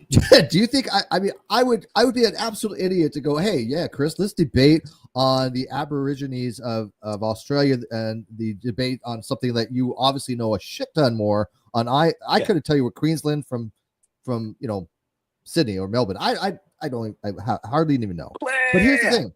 I've been to Melbourne. But here's the thing. When it comes to topics that I do know something about, I think I know decently enough where if somebody is going to challenge me on it, I will debate them in fair discourse. But they'll never do it, man. They'll never do it with me. Yeah. Okay. Here's one. I think this is a pretty easy one to answer. Can the Supreme Court be wrong about anything? Yes or no? Yes. Clearly. And they overrule themselves. Look, in the US, the Supreme Court's kind of I think they were just wrong on their last ruling, 5-4. I think the Supreme Court is a bit of a joke in the US because it's political. I mean, here in Australia, our High Court is not politically appointed. It is just they're experienced judges. Same with our Supreme Courts in each of the states, and they argue they make determinations really on points of law, not on points of partisan interpretation of law. Well, that's a big thing I think is important. Understand. Yeah, right. The judicial branch their only job function really is to decide if something is going to be unconstitutional, right? They, okay, and they can't. And here's the thing: the future rulings can override a prior ruling from SCOTUS. We obviously, Roe v. Wade, obviously. Really quickly, Stonebut, flick me a DM on X, and I'll happy to do that at Hereticals Chris. But do you agree about that the three branches were to keep each other in check, right? And so we are. I don't know how anybody can't say that executive orders are not constitutional. Of course they are. They're completely constitutional. What would be unconstitutional if Trump made an exetive order that was blatantly hang on. An executive order is an executive order itself is constitutional, but that doesn't mean that a non-constitutional executive order can be made. I get that, but making, for example, like Doge is within the purview of the executive branch. They have the Constitution, Article 2, has given him permission to do this. So it is constitutional. What would be unconstitutional would be something along the lines of, for example, the last thing that the SCOTUS had ruled upon was 5-4, and I think it was Judge Alito that was the primary dissenter, was about can a certain federal judge force Trump to give the fundings that were being withheld through U.S. aid, and so the SCOTUS did not rule that he couldn't withhold it. What they basically did was kick it down to the lower court again and have them say, what is it that you need from him in order to release these funds? So it's given the lower court another chance to say these funds need to be released and then give the reasons behind them, right? But that's going to be at the higher court because if the lower court rules on it, then it can go back to the higher court and the higher court can say, look, Trump had the right to withhold funding. Now, I don't know whether he did or did not when it comes to funding. There seems to be some conflicts when it comes to constitutionality. Now, can you withhold fundings that have already been allocated? That's the problem. These funds have already been allocated. And so we're in basically a nowhere land that we've never seen before. Is it constitutional to withhold funding for allocated funds already? Now, if these funds were not allocated, then it would have been no brainer. He could have done whatever he wanted. He could just say, shut off the funding. All right. He could just say, look, we're not funding this stuff any longer. But by executive order, which he did for like the Department of Education, right? He's dismantle it. We're not funding this anymore. That's it. All right. So let's move on. What do we want to talk about next? Because I think we've still got a lot of things to talk about. Bring it up, man. What do you got? What do you got for me? All right. So, you know what? I'm going to throw it out. This, okay. I'm going to throw it out to the chat. Tell us what you want to hear next. So a couple of things. Okay. Tickle versus giggle, Epstein files, Israel, Palestine, Russia, Ukraine. You guys tell us what you want us to go to next. I'm going to be very democratic with this, and we'll just see what comes out. I mean, people might just say nothing. People might just tell us. How about you just pick the first person who answers? Yeah, that could work. That could work. Be quick. Let's see what pops up. Yeah. Russia, Ukraine is the first thing that's popped up. Oh, okay. Epstein files is okay. Well, Russia, Ukraine probably won't take very long. Russia, Ukraine's pretty straightforward. Yeah, I think. What's your take? Okay, what's your take on Russia, Ukraine? All right, my take on Russia, Ukraine. People know that I supported the Ukrainian people. I had the Ukrainian flag for a while, but I think Zelensky has reached the end of his ability. I think that the only course of action is to get Trump to talk to Putin and to Zelensky and make the peace agreement. There's no other option. He's not going to get back into NATO. He's not going to get his nuclear weapons back. And this is the problem that I had with Zelensky in the White House when he was talking to JD Vance and to Trump. This was my subjective viewpoint. This is not an objective fact. This is just how I viewed it while watching it. And people know I review debates. I review a lot of things. So I look at body language. I look at tone. I look at a lot of different things. But here's the thing. Zelensky brought up security guarantees during a photo op which should not have been brought up. That was not the diplomatic time to do it. He was out of line. And they just watched. I think a lot of people have just seen the 10-minute clip. You've got to watch. No, I watched all 40. I watched 40 minutes of it. Yeah. I watched a 40-minute clip. I watched. It was definitely out of line because that was not the right time for it. Because Trump had already said that we'll give assurances, but not security guarantees. Because what Zelensky wants is boots on the ground, nuclear weapons, and to be made a member of NATO. My view is to get the hell out of NATO. We've been funding money for NATO that other countries weren't paying their due shares. And if we did have, worst case scenario, if it tripped the Article, Article 5 of the NATO, that we have to defend another member of NATO if somebody's nuclear attacked. And if Ukraine got nuclear weapons, I don't think Zelensky is capable of having nuclear weapons and not using them at this point. That's how much he loathes Putin. So I think the only sane course of action is, one, we pull out of NATO. Two, we don't give nuclear weapons back to Ukraine. Let other countries help finance it, even though the UK ran out of money. Apparently, they can't give their $2.2 billion to him. And reach a peace agreement. That's the only situation. And Trump had that. There was all done. All Zelensky had to do was show up and sign and smile. He already agreed to the rental rights. It was all pretty much supposed to be done.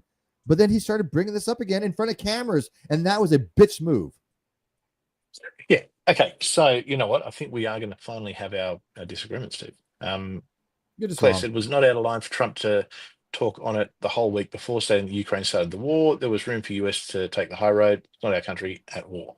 I don't necessarily disagree with that. I think there's probably a little bit more to it than that.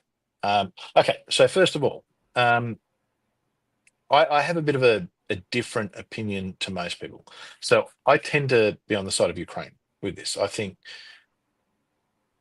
Ukraine, as an independent nation, has every right to join any alliance, any group that it so chooses to, and that shouldn't be dictated by Russia. Russia's always had if you look through Russian history, Russia's always liked to have these buffer states as a bit of a barrier and protection, because it doesn't want, aggressive nations on its border. So that's sort of Russian doctrine. But I think Ukraine has the right to have whatever it, I Not think security to guarantees, though. dictate its. And this is However, the problem, though. but hang on. However, the Crimea is a Russian majority population and was traditionally Russian, and I think it was in the 1960s under the Soviet Union. It fell under Ukraine purely for administrative purposes. Okay, the Donbass region, once again, it has a majority Russian population. Now, that being said, Hitler made the same arguments when he invaded the Sudetenland, Danzig, back in the 30s. So I don't think that argument always holds water. But it's not just as simple as good guys, bad guys. Now, what kind of flipped things for me was I was actually at a function, and the deputy ambassador for Ukraine in Australia was there. And, a group of us sort of said, well, how does this end? And this is not long after it had started. And he basically said, look, it'll be a stalemate. There'll be a somewhat of a demilitarized zone, but the war will just continue. There'll be shots fired. It's not anything we can agree on. And that kind of made me go, oh, hang on, that's a bit worrying. And that's speaking from as a personal experience. I think Zelensky is being pushed into negotiations. Now, the US, okay, no, it's not America's war, but at the end of the day, the US has taken on this global power position. They're a permanent member of the UN Security Council. The US certainly benefits from its position in the world, and that comes with some responsibility. The UN basically, the US basically funded NATO because it was in the benefit of the US to stop the spread of communism. Okay, right, exactly. That's why. So now that's gone. That doesn't mean the US just gets to exactly. go, well, hey, that's all you guys, no you let us have our bases. Thanks for everything, but see you later. No, the US does need to take some responsibility. Now, I think that it's reasonable for Zelensky to say, okay, well, we'll come to the table, but we need some guarantees. We need to know that, because Russia has done this a couple of times. Russia will say, and the other side's done this. NATO have done this. NATO said to Russia, no, we're not going to come into the Baltic states. We're not going to expand NATO, which was bullshit, because that's what's happened in the last 30 years. Let me ask you, because I think there's some clarifications that need to be made here. The Budapest, the Budapest, what was it? The Budapest, what the hell is it called? The manifesto, whatever it is. Yeah, the manifest. Yeah, the Budapest manifesto basically says that we have to give them assurances. Memorandum. Yeah, the Budapest memorandum. Yeah. The Budapest memorandum we have assurances that will help our allies, but a security guarantee is a little bit different. What they were asking for was, again, that if there was a nuclear attack, we would be obliged to use nuclear weapons. That we would put boots on the ground in Ukraine. Those are security guarantees that we're not willing to give. That Trump was never willing to give. That would never on the table. Then you shouldn't be asking. But here's the assurance. But assurances are not the same. The assurance is a little bit lower level than that. Assurance is basically, look, we're going to help you, which we did. Did we not help Ukraine? Did we not fulfill our obligation? Of course. So where's the end? Where's the end? Where's the insight right now is that we're at the end game here. This is the only path to peace. Both sides have to agree with it. What else? But hang on. It's not the only path to peace.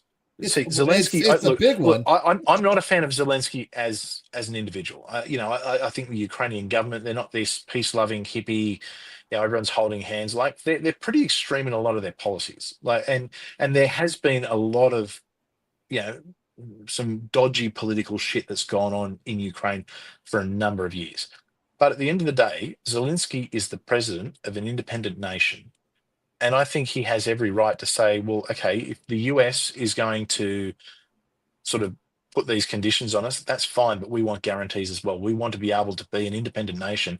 We want to be able to know that in 10 years they're not going to just invade us again. And I think that's reasonable. I don't have a I doubt think about. if the I US don't have a if the problem with US that. if the US are going to I don't involve have a problem with themselves and that. come to the Yeah. table, Yeah, I think don't problem with that. that's more than reasonable. Now, look, none No, of us want World War III. None of us want the US and Russia fighting. I mean, let's not kid ourselves. If the US and Russia went to war, it'd be over in about a week. The US would yeah, absolutely wipe the yeah, floor. decimate. But there's no two ways about it. I mean, I think the US has a lot of power in the world, and I think that's a good thing because the US is a nation that generally, matches my ideals. So for me, it's great.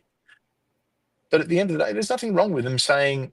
Now, when he said it, I disagree. I think he brought it up at the wrong time. Right. But I think it's more than reasonable to say, okay, we're going to come to the tables. We're going to give you But all that these was the big. minerals. That's fine. But we want some guarantees. We want to be able to guarantee that this isn't going to happen again. I agree, but my whole point was that was the wrong time for it. That's why. 100%, That's why Vance. 100%. That's what I pissed off agree with you Americans. there. Yeah. That's why Vance and Trump said this is disrespectful, and they were right about that, in my opinion. And look, the Completely first thing right I about that. posted, I think I posted on X after it happened was Zelensky fucked up because Zelensky Yes. did fuck up because Yeah. you would He knows he have gotten did away too. with that stuff with Biden, who would have gone, Right, yeah, exactly. pal, it's But not all with right, Trump. yeah, buddy. But with like, Trump, look- he's going to bite back. And JD Vance, who I thought was really impressive, went, "Hang on a second, you don't come into this office Right. and I love disrespect that. us for I in love front that. of it." I thought that was brilliant. I thought that was the Mhm. moment that I thought Vance will be the next president. There's Yeah, no two ways. he at that moment he made himself to be a world leader. Yeah. That was the defining moment. I think so too. But look, I think that look, okay, the US can say it's not our war, not our war, not our war. But at the end of the day, sorry, if the US is going to have itself as the global leader, if the US is going to, I mean, everyone, look, I say this as an Australian. Now, every single war since the Second World War that America has been involved, actually since the First World War that America has been involved in, Australia is the only nation that has, we unquestionably, you are our allies. And if you go to war tomorrow with Canada, we're with you. Oh yeah, not that would happen. Fuck Canada. But we are I'm 100% pro Australian. allied. I love Australia. We are 100% allied with the US. So there's a vested interest. I mean, if the US goes to put troops on the ground in Ukraine, Australia puts troops on the ground in Ukraine. Yeah. I certainly don't want that. But I think it's a deterrent. I think to say, look, you know what? It's okay. I'm going to go back to history here. You know, they kept appeasing Hitler. They kept appeasing him. You know, it's okay. Well, we're going to, he took Austria, the Anschluss. Okay, he wasn't going to take any more. Then all of a sudden, he wanted the Sudetenland in Czech. And they said to him, all right, okay, we're going to let you do that. All right, yep, okay, you've got your arguments. And he didn't just take the Sudetenland; he took the whole bloody thing. And then the next thing you know, he's going and he's, he wasn't. They waved a bit of paper. This is a guarantee that nothing else will happen. And the reason he went into Poland was because he didn't believe that there was going to be any security guarantees. He didn't believe that the UK, France were going to get involved. He certainly didn't think. I mean, the US were never going to get involved in it at that time. So he thought he had carte blanche. And the thing is, the same thing is, and Putin isn't Hitler. Like I'm just going to put that out there. They are two very different. But what does if he doesn't get what he wants, Chris? What does if he doesn't get? Because I don't feel Americans need to go put boots on the ground in Ukraine. It's not our war. Putin's not going to start a war with America. No. Putin wanted to join NATO. Putin wants a buffer. He wants He doesn't want aggressive NATO troops on his border. Mm-hmm. I agree. He doesn't want to see. He sees that the influence of Russia, which is or was a major power in the world. He sees that dwindling. He sees that there was what's his option? A pro-Russian government. Well, he already tried going to the EU. Look, realistically, how's the best way that this ends? The Russian-speaking regions of the Donbass go to Russia. The Crimea goes to Russia. America gives security guarantees, and Ukraine joins NATO. Yeah, that's the ideal, but that's not going to happen because neither side is going to be happy. They're not going to give him NATO. Trump is never going to say that. I just don't think Trump will say that he's going to allow or want Ukraine to join NATO. I just don't see that. Russia actually, Putin actually approached Clinton about joining NATO. Ironically, back in the day, and Clinton rejected it. Look, I think. The option not to invade in Ukraine, I completely agree with that. But at the end of the day, There's a It is war. what it is, right? It's- We're here. and We're here now. We have to deal. geopolitics We aren't have as to deal with simple it as now. good guy, bad guy. Look, I guess there's the Russian reasons for why they went. I think a lot of that was convenient and probably a bit disingenuous. Look, I always thought that when they annexed Crimea, I didn't think they did it the right way, but I always understood that, and I thought, okay, it's a Russian region. Knowing the history of that region, it's always been a part of Russia, or for hundreds of years it had been a part of Russia. It was just put in under the Ukraine for as administrative purposes while the USSR was a thing, like as an administrative region. Okay, so I kind of went, all right, yep, I get that. It's not ideal, but I understand it at least. I think with what happened in the Donbass, I disagree. I understand that there's a Russian majority there that maybe want to be a part, and I don't think you could have a fair election there to determine whether people want to be in Russia or Ukraine. I that would be a skewed. It would be skewed. So look, at the end of the day, the most important thing is people need to stop dying. And I think that's People what have Trump to. advancement People wants. have to stop dying. Yeah, I Yeah. think it's absolutely And in insane negotiations for anybody and to in think that any of them war, want death. no I don't one's think going to get Putin wants everything they death. want. And I think that, you know what? I think because of the way Putin has acted, I think that there should be some guarantees. I think there needs to be some guarantees there to say that this will prevent, Russia. But We're going do to you give agree you, that every we're going to give you these, we're going to give you these, but be very clear. Here's the and price I for don't have a that. problem with that. The I don't have price, a the problem with price that. is NATO membership, and if you invade again, well, then you're invading a member of NATO. Yeah, I just don't see that happening though. I just don't. The problem being is, again, I don't trust Ukraine in NATO. I don't trust him with nuclear weapons at this point because of his just absolutely mind-blowingly hate for Putin. I mean, look, Putin is not a good guy. Let's be realistic, right? He was the head of the KGB, if I'm not mistaken, at one time. So he wasn't the head of the KGB. He was involved. Yeah, I mean, he was KGB. I mean, there's no. He was okay, but he was a very big player, and my view on is this: they have. I think all of them want peace. I don't think any political leader thinks that their people dying in war is a good idea. That's not good for politics. But I think there's some people who.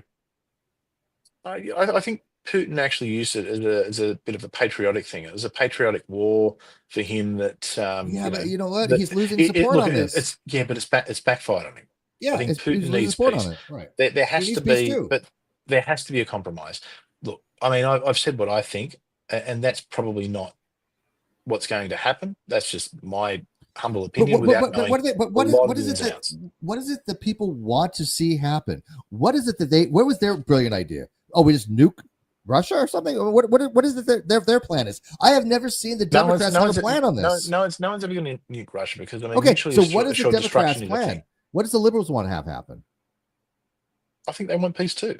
No, but what is their game plan to get that?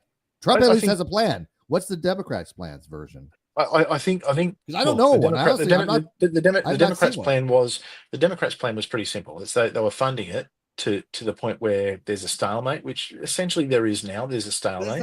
Russia's got the territory they've got, but I mean, look, at the end of the day, there has to be some compromise. There has to be. Okay, I understand a way to stop war. But my question is this: what is the Democrats' end game? Trump had a way to get to peace, right? And Zelensky was on board with it. He came to the White House on board with it, correct? That's why he came to the White House. So he was already to make this deal. Putin was already willing to make this deal. No. There's no deal to be made. There's no deal. There's okay. So where they're at the moment, they're sitting. They're going to sit down in Saudi Arabia and discuss it. But I mean, look, it has to be Russia and Ukraine have to be at the table with neutral countries there to essentially moderate it. And to help them find it, because I mean, look, Russia's going to come in. I mean, Russia wants all of Ukraine. Let's not kid ourselves. Russia wants all of Ukraine. Oh, of course they do. They take their title to it. There's no, yeah. But what is the so what? But then Zelensky wants. He wants. So what is the Democrats' plan? It too. That's what I don't. It was to fund the war to start. But that's not an end game. And to weaken Russia. Yeah, but look, that's not going to weaken Russia. When I met with the deputy ambassador, and he basically said there will be a stalemate. Well, I mean, there's plenty of places in the world. Okay, but there's plenty of places in the world. Yeah, South Korea and North Korea. India and Okay, Pakistan. sure. India, Pakistan, India, Pakistan, Korea, North Korea. I get that. Rwanda, and the DRC. But is that what their goal was? To have that kind of stalemate? I think so. I didn't say it was a good idea, but I think that's what it was. Okay, so hang on, Chris. Which is better? A stalemate where you have something like the Korean War, which has never actually ended, right? Mm-hmm. What is better, having a demilitarized zone where you have these two countries that cannot stand each other, India and Pakistan, they don't like each other, or to have peace where everybody nobody's gonna be happy, but you at least have peace and both sides get something that they want. That I think was Trump's policy. That was his plan. Look, there's give and take in negotiation, and look, it's what I'd say. If you want to understand Trump, read The Art of the Deal, because I read that, and a lot of the stuff Trump's doing, I kind of go, okay, I understand why he's doing it. A lot of it's like business negotiation. Okay, is he being overly nice to Russia? Yeah, because he wants to get him to the table, and he knows that you got to stroke Putin's ego a little bit. Because I mean, he's right. I mean, Ukraine is losing the war. Correct. Russia's winning the war. Correct. And short of boots on the ground, that's like from other countries. But America's not going to commit to putting Americans on Ukrainian soil to fight their war. It's probably just not going to happen. Do you think that is a chance of happening? Because I don't see it happening. I actually agree with Steinbart here. I think Ukraine with its sovereignty intact and joining NATO. I think that's that's got to be the give and take. That's what Russia's got to give. That's what Russia's got to give. And here's the problem, though. If they join NATO, once again, we're obligated under Article 5, if it triggers, to defend them by any means necessary, including nuclear weapons. Yeah, but you're not going to have a nuclear war. You are not going to have a nuclear war. But here's the thing: do we even want to put us one step closer to the possibility? We've been at the possibility since 1945. I understand that, but think about this just from a purely objective level. Do we want to put us one step closer? Because that's what it would do. That's a fact. It would put us one step closer to the possibility of nuclear war. You cannot take that out of that. There's always the possibility of nuclear war. I'm not disagreeing with that. But look, the doctrine of mutually assured destruction pretty much guarantees that it won't happen. But the only time I would see nuclear war being a possibility is if the Islamic fundamentalists got nuclear weapons and aimed them at America or Israel. That's when you're going to get a nuclear war, because then America and Israel would pound the shit out of whoever did it. Absolutely. There's no two ways about that. But look, Russia, look, if Russia started a nuclear war, Russia's wiped off the face of the earth. I mean, Russia's big, but a lot of it is fucking not that great. I mean, there's a lot of barren wasteland that nothing can really happen in. What's it going to have a Pyrrhic victory? Because right now, Lazinski's looking at a Pyrrhic victory. I mean, he's never going to get everything that he wants. It's just not possible at this point. So, again, if you think the best course of action is a stalemate, he's not going to get. No, I don't. Stalemate's not even an option to me. No. I think you need a genuine peace that can last, and I see that as okay. Unfortunately, whether I think it's right or wrong, I think Ukraine will have to cede some territory. But I think the trade-off for that is they can apply for the EU. Maybe instead of NATO they join the EU. Maybe that's what they do. But there has to be something. There has to be something. I'm okay with that. That I think guarantees the sovereignty of Ukraine, and I think that they're entitled to that. They are a sovereign country. I know. I believe it's entitled. Yes, they're entitled to decide that's why we have who they ally with, who they join with, and what happens within their borders, and what international policy and what international alliances they make. Sure, they shouldn't be bound to. That's why we have the Budapest in the first place, right? Yep. Because memorandum. Yeah, I don't know. I keep forgetting that word. The Budapest memorandum. They're allies. Ukraine is our allies. I think we need to touch on that's the thing. See what I will say, just as the last thing really quickly, is if China were to invade Australia tomorrow, I would hope that the US would be here to support us. Dude, I would absolutely, I would go boots on the ground for that. What worries me with a lot of the rhetoric I see at the moment is I think a lot of people, and particularly on the right, and I'm on the right, I think a lot of people, particularly on the right, would go, not our war, not our problem. Wipe your hands of it. Forgetting No, all the years of history. Australia is our closest. I think you guys are closer to us than Europe anymore. I think Europe is 100%. Yeah. I mean, like I said, we're the only we're the only country that's been with you in every war, and we just go in. Even when we disagree with it, like I don't think we overly agreed with Iraq, but you know what? We've got an alliance. We honour the alliance. We're with you. Yeah. So all right, let's go to Epstein. It was good we found something we disagree on, and you know what? There's a heat going on in the chat, and it's happening. Our disagreements are not that big of a disagreement, dude. No, but I mean, look, it's not a disagreement where we're going to go, I'm never fucking speaking to you again. You're wrong. You're wrong. I still know what the disagreement is. I think we both want peace. I think we both agree that I think all sides are never going to get anything they want. We both agree on peace, but I think our idea of what that peace looks like is probably different. But yeah. Anyway.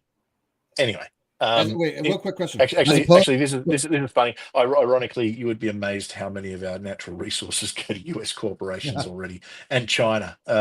We've got a lot of minerals. We got a lot of minerals in the ground. I think we're second only to. I think we're second to Russia. I think Russia's got the most. Minerals. Rare earth is where it's going to be at. Yeah, we've got a lot of those. Yeah, we've got a lot of that. We've got. I think we've got most of the world's uranium stockpile. Look, we've got a lot of desert here, but you know what? There's a lot of stuff under that desert. Careful, man. We might want to invade you guys. I don't know. You've already got military bases here. Yeah, we already got a foothold. in fact, here's something that'll interest you.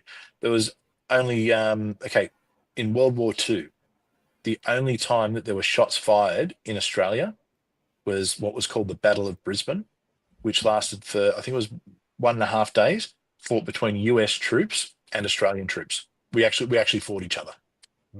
Because a US serviceman was a little bit naughty, and the Australian army went, no, we ain't copping that. And there was, So anyway, but that's a side note. But look, maybe that would be the thing. I think it's a bit different for Australia than Ukraine, because I think we have had that alliance since 1945. We've also got what's called the AUKUS Treaty, and we buy nuclear submarines from the US. Like the US actually manufactures submarines. Yeah, no, I've actually been on an Australian sub in a American port. No, actually, no, it was an Australian port. I'm sorry. It was actually I think in Fremantle. I think I went on that Australian sub tour. And it was one of our old converted diesel subs. Yeah. Well, we did it to buy a stack of new nuclear submarines over the next. Actually, I think this wasn't nuclear. We're one of the few countries that we've actually got a trade deficit with the US. So the US actually sells more to us than we sell to you guys. But we also sell a fair bit to China. I mean, pretty much all those Chinese cities that are getting built, that's off Australian steel. We need to get less reliant on China. We need to get more focused on domestic by far. Yeah. And no, the bases have been there since the 1940s. There'll be no change to that. We're friends. We're allies. The sub deal is about 5 years. Americans love Australians. Yeah, we are like we do a lot of war games, training exercises. We are like I don't think and look, you probably because I guess Australia is probably a far away small country from a US perspective. I don't think you guys realize how like we are like that. Like we are genuinely like that. Epstein. Let's talk about Epstein. Let's talk about good old Jeffrey Epstein. Okay. The Epstein There's files. Some controversy here, probably here, because I'll give you my view, and then you're going to be like, you're going to shit on me. I have a feeling. Go on. Let's and you know what? I'm hoping that this is the one thing where we've got some agreement within the chat on. All right. Epstein. Well, let's see here. Epstein is a bastard. This goes without saying, right? I'm not even convinced. And most likely was a foreign agent. I think he was on Mossad. It was absolutely, 100%. I think it was I'm pro-Israel, and I'm telling you, I reckon he was Mossad. I'm pro-Israel too. All right, so here's my view on the Epstein files. I don't think there's anything left that hasn't been destroyed of any consequence. I think that the most damning evidence is probably sitting on a hard drive somewhere, a secured hard drive that only 1 or 2 people know of, because they probably isolated it because they were burning shit left and right. They were destroying shit left and right. Oh yeah, which was a worry. Listen, that would do that. Bondi came in with Patel, with Cash, right? Cash Patel, and their mandate was to release Martin Luther King's files, John F. K files, and the Epstein files. Bondi said, "Oh, I have these files on my desk," and the files she had on her desk were the same files we had already released. And in fact, the copy that she gave to the internet media people like Libs of TikTok and other people which was redacted even more than we had. I thought that was pretty. I thought it was pretty low class, sort of doing that with them. Yeah, we got. They weren't supposed to. They weren't supposed to do that. They weren't. Yeah, I thought that was pretty low class. It was low class. They were treating something of a very serious nature inappropriately. I thought. Okay. Yeah, so I thought this shouldn't be a political football. I agree with you. I thought that the influencers were wrong on that, and I do follow Libs of TikTok, but I think that it was kind of inappropriate. I don't think they knew exactly what was going on. They weren't expecting to get a file. They weren't told they were going to get anything. But the problem is that the Epstein files they got was less than we had before. Well, it's just the dossier. But that's all we already had all that unredacted. Yeah. We have all that unredacted. Here's the thing. It's because they hadn't delivered everything to it, and then there was what had happened was well, she thought she did at the time, and then there was a leak that came out of the FBI that said that to her it became public that was actually there's a lot more, and that's when Patel and her got involved, and now there's been a lot of stuff. So the reason it's taking time. Pretty simple, but here's the problem, and I think it's fair to redact the names of the victims. Oh, I think that's more than fair, 100%. But here's the problem, and I do support I do support Bondi. But here's what she said. She said she's already looked. She looked at it, and it was disgusting, and all this other stuff in there. What was she looking at? And if there's more information, then but I mean, there's things they can release. There's things they can't release. Hang on. They only let go one person who they said was the person who said dig deep or dig in and not release the stuff, which was counter to the mandate that he was given by his superiors. Right? He was told let them have the files. How is it one man had the ability to say no? We're not turning over all the files, and they said okay, we did get the files by 8 a.m. on the Friday that she said. But they haven't even commented on it. They haven't even told America anything about it. That's their biggest mistake. I do agree with you that this is going to take some time, and they do have to redact the names of the victims. I don't agree necessarily with the national security issues that she's going to be redacting, because the problem with that is that anything can fall under national security. Sure, there needs to be redactions, but we want the names of everybody that participated. There was 250 victims. 250 victims. Where are the I think where they've got to be careful is I think there's people who probably went to. I mean, look, Epstein was a business person who rubbed shoulders with the rich and famous. Probably a lot of people who went to Epstein Island and there was nothing bad that happened. There's probably a lot of people who hung out with him where nothing bad happened. Who are the perpetrators?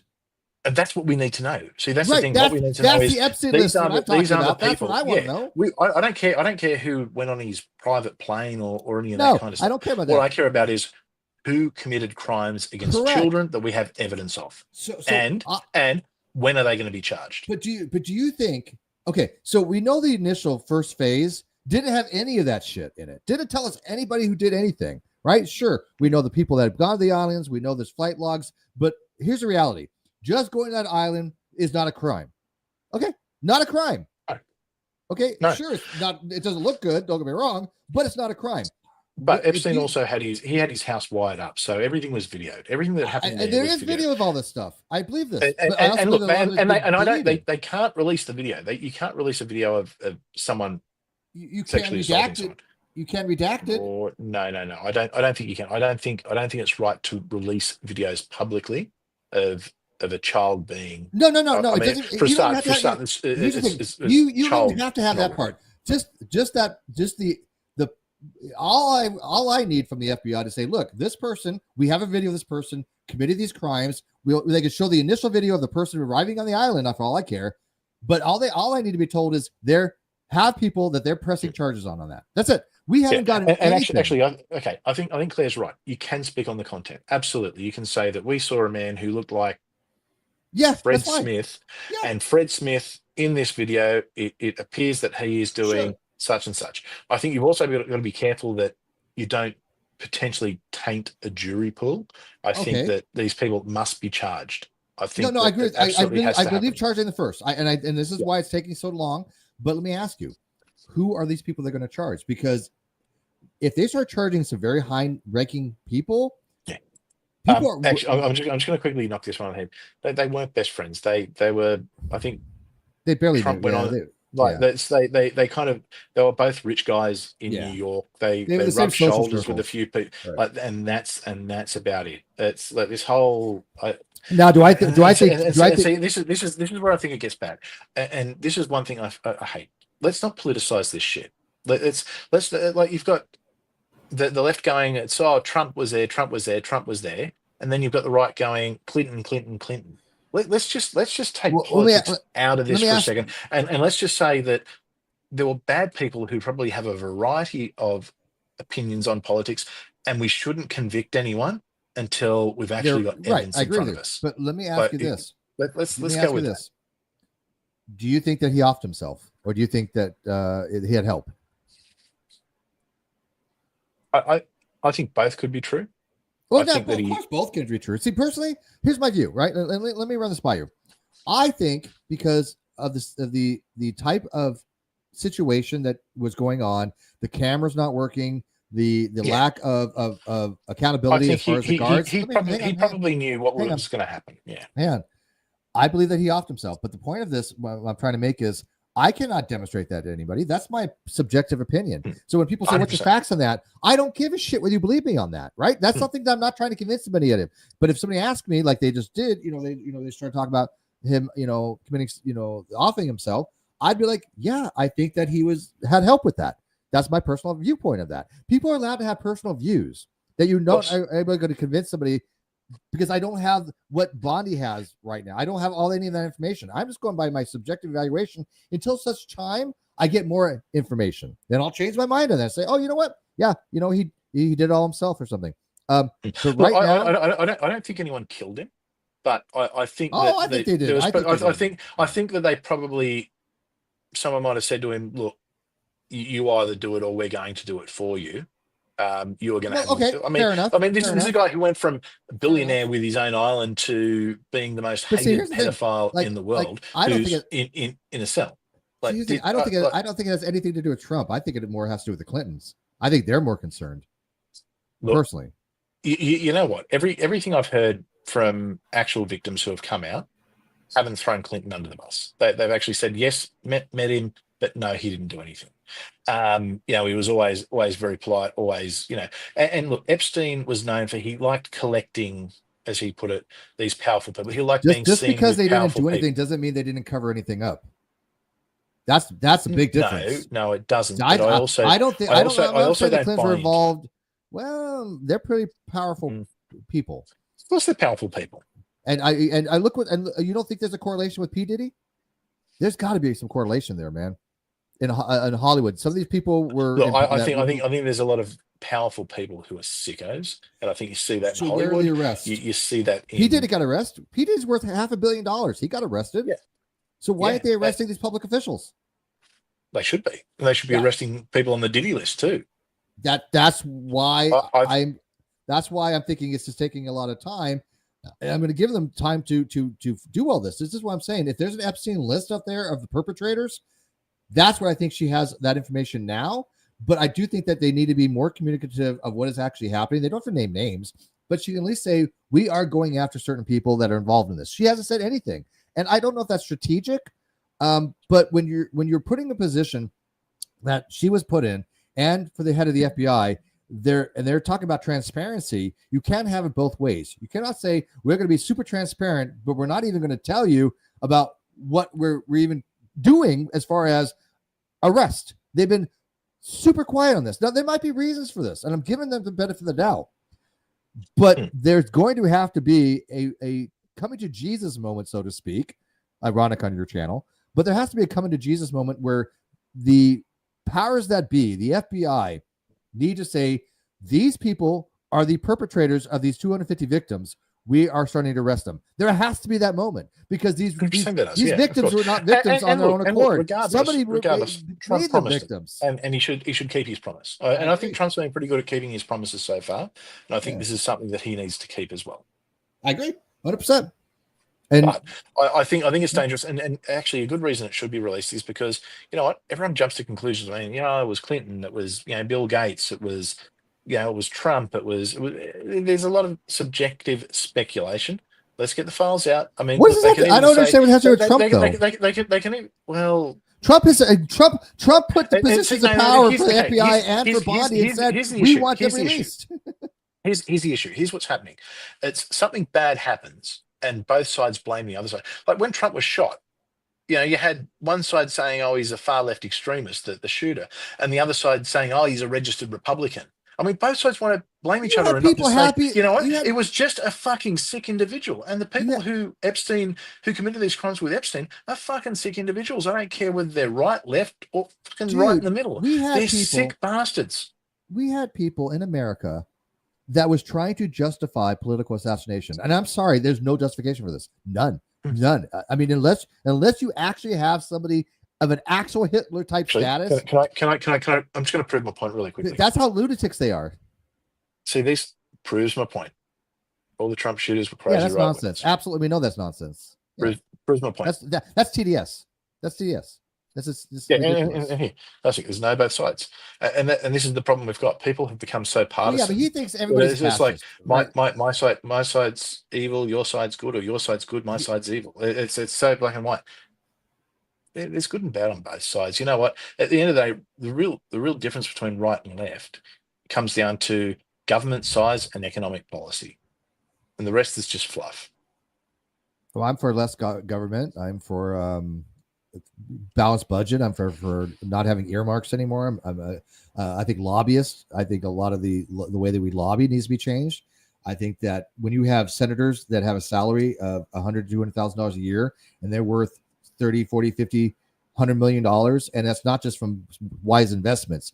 Like Warren, her husband is a hedge manager. Some big bank dude. Sure, they're going to make some money, right? But the fact that all of them seem to make an inordinate amount of millions and millions of dollars, but I think that's overplayed a little bit. I mean, when you're talking about people who have been sitting in not Parliament but Congress or whatever it is for 30 years, earning $300,000 a year or whatever it is.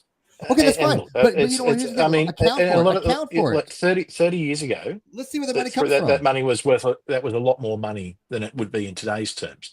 And you know what? Properties were a lot cheaper back then. It's less money now because of inflation. And look, because I mean, let's be real. They're surrounded by people in the know. They've got some great advisors. They've got great insights themselves. If that's all it was, that's fine. But don't you think that should be transparent about it? Don't you think we should know where the money is all coming from? Within reason, I think people are entitled to, even public figures are entitled to privacy when it comes to their finances. I don't think we need to be going through the entirety of their. But there is signs. As far as I'm aware, it's like I know in Australia we've got, if any investments, property, anything like that you have an interest in, there's what's called the interest register, and I'm pretty sure there's a similar thing in the US where they've got to put down their interests. No, yeah. Again, we're talking about political leaders that are going to have they're the people leading the country, and I think that even though they are individual citizens, they are working for the government, and there needs to be transparency there. And I think that's what the Republican Party was running on, and that has to be across the board. And the liberals don't want that. They don't want that transparency. They seem to be. They're the ones fighting against what Doge is doing. They're the ones fighting against corruption and graft and all this wasteful spending that we know happens. People could disagree with it, but it's an objective fact that this government was spending a shit ton of money on things that it probably shouldn't have been spending on. They can disagree with all they want on that. I have no intention and there's some interesting stuff going on in the chat. Obviously, in the chat, there's talk about lobbyists, and I think lobbyists can be a problem. I think it's a huge problem. I think where people have been an elected official and then they go and earn millions and millions of dollars as a lobbyist, I do see an issue there. I also appreciate that if someone doesn't get re-elected, that they're entitled to earn an income afterwards, and I think that they're paid for that, their connections, they're paid for their knowledge of how the system works. Write a book, but I think there's some stuff where it's pretty obvious, and we see it in Australia here, where a lot of our politicians suddenly become the vice chancellor of a university for a couple of $1 million a year. That's how a lot of them retire, or they'll retire with jobs with one of the big banks. Things along those lines. Okay, now I get that realistically, I think politicians are actually underpaid, which I know no one is going to agree with, but I'm I not think disagreeing. politicians, I think for the job they do, I I think agree. if I they agree. were better paid, I mean, look, if you're the CEO of a corporation, you get paid millions of dollars a year. If you're the president of the United States, you get paid about 500,000. Yeah. And I think that sometimes that I'm can, not disagreeing I with you. think I have that no will problem stop with you that. from attracting the best talent. I think you get people who probably in the real business world probably couldn't get a $300,000 a year job. And this for But them Chris, they is have to that do money their grab. job. I don't have a problem I with them agree having they have higher to. salaries, but they're not doing their job. They're not representing their constituents. They're doing the opposite. Yep. I mean, Incidentally, I am trying to listen, keep up with everything in the chat too. here's a fact. This is a fact. Trump was voted in by the Electoral College and by the popular vote. Would you agree on Yep. that? Okay. Oh, 100%, yeah. Okay. Of course. Do you also agree that people voted him in for change? They wanted change in the government. Do we agree with that? I think they want to change in the government, yeah. Okay. He's doing that. Now, people could disagree with how he's doing it. Okay. That's fine. But he is the elected person to do this. Biden Absolutely. was in office. He had his time. He was elected. Right? He was elected on a mandate. Yeah. And when Biden was in office, he was able to put all these executive things in. I wasn't out. Let me make this very clear, Chris. I wasn't going out there going, hey, Biden cannot do this executive order. It's unconstitutional. Did I ever say that? I did not. Right? So Biden had the same things that he was able to do that Trump's doing now. Was good for them. It was good for Trump. And so when people are arguing about what Trump is doing, okay, what is it they want to see done? Do they not want corruption weeded out? Do they not want spending? Found out that for things that we don't need to be spending money on. What is it? I just want one Democrat to tell me what the hell their platform is. That's all I'm asking. All right. So really quickly, because we're going to wind up. There's a couple of things we didn't get to today that I definitely want to talk about next time. So Israel, Palestine, Tickle versus Gil. I think we need to touch on those. I think this would go for a lot of hours more, and I know it's pretty early in the morning where you are, and I gotta get going. I'm going to have to. I've got to go and have dinner. It's 6 p.m. here, so it's not too bad. So look, a couple of things. I'm just going to quickly go with the chat. Okay, so Friendly Geordies. Look, Friendly Geordies. He's not really fighting with the Aussie government because he's a member of the political party that's in power at the moment. Friendly Geordies is very much a member of the Labor Party. He's what I'd call he's very partisan. So I'd say that anything you see from Friendly Geordies, take it with a grain of salt. It's probably like saying Stephen Crowder's a great independent journalist, or the Daily Wire a great independent journalist. No, Friendly Geordies is clearly on one side of Daily politics. Wire is not independent. I mean, they are independent, independent, and that's the point. That's the point I'm making. Yeah. That's the point I'm making. Yeah. Totally. Yep. Historically, in the US, politics was absolutely a career for the rich. I agree with that. Saying Trump never had a mandate, I think that's ridiculous. That's ridiculous. He was voted in. That's ridiculous. He clearly has a mandate. There's a clear. Well, here's real quick, Chris. But this is why the Democrats will probably not see the White House until next century. They do not recognize how bad they are looking to the American public. They don't recognize how bad they got beat. And they don't recognize that this was a mandate. The Democrats have a image problem. Even if you disagree or agree with the politics is irrelevant. It is absolutely asinine to think that right now the Democrats do not have a massive PR problem, because they do. Yeah, well, they do, and they've got to fix that. Otherwise, they're going to be out of government for a long time. Look, the cryptos are. I'm going to be honest. I don't know anything really. I don't know enough about that to I do not do anything with that, and I don't. I block anybody talking about crypto. I don't even. I have nothing to do with it. Look, I'd be happy for someone who was more educated on it to enlighten me. But I don't know enough to talk about it. Yeah, so I don't want to talk about I'm not like Isaiah. I don't want to go talking about things I know nothing about. So if you're still there, Isaiah, lots of love, mate. Yeah, okay. Trump had a slim, but he still won it. But he still won. Yeah. And that's the thing. I mean, the way the US electoral system with the electoral college, I don't put too much into the margins and things like that, because I mean, look, at the end of the day, if you were a Trump supporter in California, how inspired are you to really go out and vote? Right, because your vote's not gonna matter. Look, if it was something where there was no electoral college, I think that would make it a lot more interesting. I absolutely agree with you. You would genuinely see something there. I mean, look, in Australia, we've got mandatory voting, so that does completely different thing again. I don't agree with mandatory voting, but it's a completely different thing again. Chris, here's the takeaway. I absolutely agree with you as far as like the popular vote. It means really little, very little because of that very fact. However, what people don't seem to realize is that Trump was we were being told by the Democrats and the liberal and the polls that Trump was getting his ass handed to him. We were told from day one that he would never get elected. He was, insurrectionist, impeached twice. Trump could never win. You said he was going to have 318 electoral votes, if I remember was your thing. And people were saying, the Democrats thought they were a shoo-in. They really did. That's 100%. Because the Democrats did not listen to the American people. They're still not listening. You still have people out there that did not get what the hell is going on in America. Exactly. They don't get it. They don't understand it. And they won't. Right. But here's the thing. That's because they don't want to understand. And this is why the Democrats are flailing. This is why they're probably not going to get elected again. To see the White House. Midterms are going to be a disaster for them if they don't do something very quickly. Do course correct. You said go more to the moderate path, which they're going to. They will. They will. As it comes to the midterms, they'll start to move that way. And certainly when it comes to the next, is it going to be enough? Election, I don't think so. I don't think it's enough. Look, let's wait and see. Okay, so to quickly move on because we do have to wrap this up. Look, send me a message. I think there's about 3 things you've said you want to debate me on. Send me a message. Pick a topic. If we can make it work, we'll make it work. Happy to have the conversation. I'd probably want to have a bit more of a chat just because I don't know who you are. But look, I'm open to it. I've got no issues with that. What's a mandate mean? Well, I mean, a mandate's if you get elected, you've got a mandate, I would say. But anyway.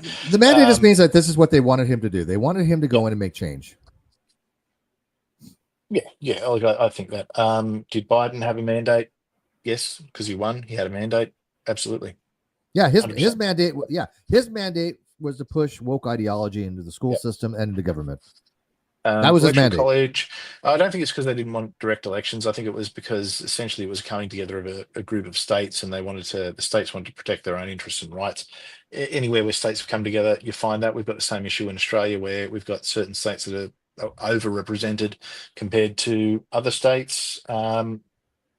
The final question in media is in general more placative to the left or the right. Look, I think there's both. I think there's certainly your CNN, MSNBCs are on the left. Fox News, Daily Wire are on the right. I think the traditional media probably skews a little bit to the left, but I think a lot of the new media, the online media, I think I see more on the right. In the new media, legacy media goes to the left. I think it's also a sign of the times. Legacy media 100% is with Fox News being the big obvious exception. Which is weird to think of legacy. It's hard to think of Fox as legacy. I remember when Fox came about when Rupert Murdoch started Fox, and then Rupert Murdoch worked out that if you strongly take a side, then you're going to have 50% of. He worked out you don't have to be balanced. You take a side, and then you're going to automatically get 50% of people because people have echo chambers. But is Fox legacy media now, like MSNBC or CNN? Yeah. Fox is legacy media. Yeah, I would agree. It's hard to think that way, but I think absolutely overall. Legacy, if you think legacy media skews to the center and far right, look, maybe if you're on the extreme left, you would see that. Well, Stonebutt, you got to remember Stonebutt. I blocked him. I have no idea who's Stonebutt. Yeah, I know who he is, and I'm as long as he's civil, I'm happy to be civil. But here's the thing: Stonebutt is a position is that if you're literally not shitting rainbows and farting freaking woke ideology, you're Hitler. He thinks everybody's a fascist. Okay. Like literally you're a fascist to him. He'll tell you. I mean, tell you straight up. Okay. If you, by the way, he thinks that Antifa is the greatest political movement of all time. He loves Antifa. Antifa is fascist. Antifa is quite literally the definition of fascist. No, according to Stonebutt. Hang on, before anyone does but it's in the name, anti-fascist. Yeah, well, you know what? The North Korea is called the Democratic People's Republic of Korea. It ain't democratic. It ain't for the people. Let me tell you. I'm wrong. So will Stonebutt denounce Antifa? All right. Because that's fair. If Stonebutt's saying that, I'm happy to take Stonebutt at their word. If you're saying that you haven't haven't said that, but No, I never. that's No, cool. I know. And No, look, I don't know. I don't know Stonebut, so I'm not I'm going not saying he's to. I called you don't want fast. to. I'm saying I he don't want to would. critique. And look, Every I Stonebut appreciate. can. I appreciate Stonebut's been here in the chat and engaging, because I don't want an echo chamber Yeah, here. that's I fine. mean, Yeah, over and under was never ever about but an here's echo the thing. chamber. Well, here's the thing. Will he denounce Antifa? Love you, Claire. Hi, Claire. Will he denounce Look, Antifa? that's Will he say? and look, that's a decision. Yeah. That's something for Well, them yeah, to but do. he's saying that I'm lying. And I'm if they telling. I want know the to, guy. I'm telling you his yeah, positions. He's very, very far left, like extremely far left. okay, yeah. But I mean, And I don't know the person, so I'm not going to debate whether just ask him. Does he if he. support Antifa? I got to ask him. Ask him that question, and then we'll go. Say, Snowbud, Right. do you support Antifa? Look, if they want to. If they want to, I don't, and I've had that debate with him. Stonebut Not wants debate, to but I've had that respond to discussion. that, that's fine. So I know If his not, that's position cool. on it. That's cool. That's cool. Anyway, look, hit me All up in Yeah, buddy. DMs and we'll have a chat, Stonebut. Everyone else, it's been really, really good. Thank you for coming along. We're going to do this on a somewhat regular basis. Really quickly, things like six pack. I don't know if I'll get back to doing six pack. Certainly, if I do, it wouldn't be as it used to be. I think it would be different. Look, I'm still going to talk about religion, religious issues on here, but I think it's probably going to veer more towards politics. I think the problem with a lot of the religious talk was it just sort of became very. It started to become a bit too anti-theistic, and I don't want to be anti-theistic. I've got no problems. People can believe whatever. If you want to believe in God, Allah, Buddha, whatever, that's cool. That's cool. I don't believe it. I believe it to be false, and I make that position very clear. But hey, I think that religion is probably more net positive than net negative in the world. That's just my opinion. But I don't see that I'm going to go back to like reviewing Kent Hovind videos or anything like that. I don't even want to I think bother I think that's something that I've moved on from. What I'm more interested in talking about is what's going on in the world. Looking at different perspectives. I mean, yeah, look, there's going to be some politics, but I also want to talk about current events and things, just interesting things. I want to be able to talk about conflicts that are happening and geopolitical things that are happening that a lot of people won't have heard of, like the fact that there's a war at the moment virtually between places like Rwanda and Congo, that actually or what's going on in Somaliland. Can I it's just a put big something world out there out before you end it? Yeah. I just sent you something because we were talking about facts here. I was told that I was lying, I guess, that we've never discussed this. I just sent you a tweet with my conversations with Stonebut on Antifa. So when he says we didn't discuss this, I've given you the evidence on Twitter that we have. I literally have even said, so Antifa has never hurt anyone. We were discussing Antifa, and for him to say that we weren't, because he says anti-fascists are nothing like Nazis. Nazis kill people and want to murder more. Anti-fascists do property damage and want to stop genocide. He supports Antifa because he believes that they're stopping genocide. We've had this conversation. I don't know how he seems to forget, but I'm giving you the evidence that we did. Yeah, I can see that, but I'd also say that I wouldn't conflate Antifa to Nazis. Well, okay, whatever. I think Antifa. He says I don't understand his position because I literally have had that conversation with him, and he supports Antifa. For him to say that he doesn't is just dishonest. Anyway, look, I don't want to. I don't know. I mean, okay. I'm happy to stand back to clarify any positions. Yeah, no. I will listen to him and you. If he comes on and he has a conversation with you, I'll listen in. Yeah. So everyone, thank you for coming along. Thank you for joining. Like I said, I want to start doing this more often. I miss streaming. I used to love streaming.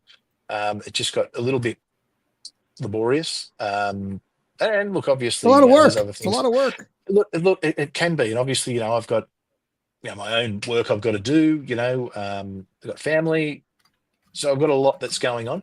But this is something that, look, the goal is at a minimum to do something once a week. Now, look, I think at the moment the plan is to have Steve on for over and under, but look, I also want to have panel discussions, have other people on. And there's a lot of things we're going to talk about. Actually, Claire, who was here before, I'd love to get Claire on and talk about some of the legal things that are going on in the US at the moment, because Claire she's got an amazing insight when it comes to anything sort of legal. The way she breaks down cases, I love it. So there's a lot that we can talk about. It's not just going to be politics. It's not just going to be a left versus right and Trump and all that kind of stuff. But look, we are going to talk about next time. We'll definitely talk about tickle versus giggle. and definitely want to talk about what's going on with Israel-Palestine, or Israel-Judea-Samaria, however you want to put it out there. All right, everyone, thank you for joining us. It's been a Thank you, lot of Chris. I fun. appreciate it, Steve, man. thank I love you for this, coming man. on, I and thank you for love encouraging it. me to do it again. And You're for good at it, man. You're good at thank you it. for being a friend, Steve. I think probably more than anything. Thank you. It's whether we And agree or like, and disagree on things. likewise, It's thank you for being a friend.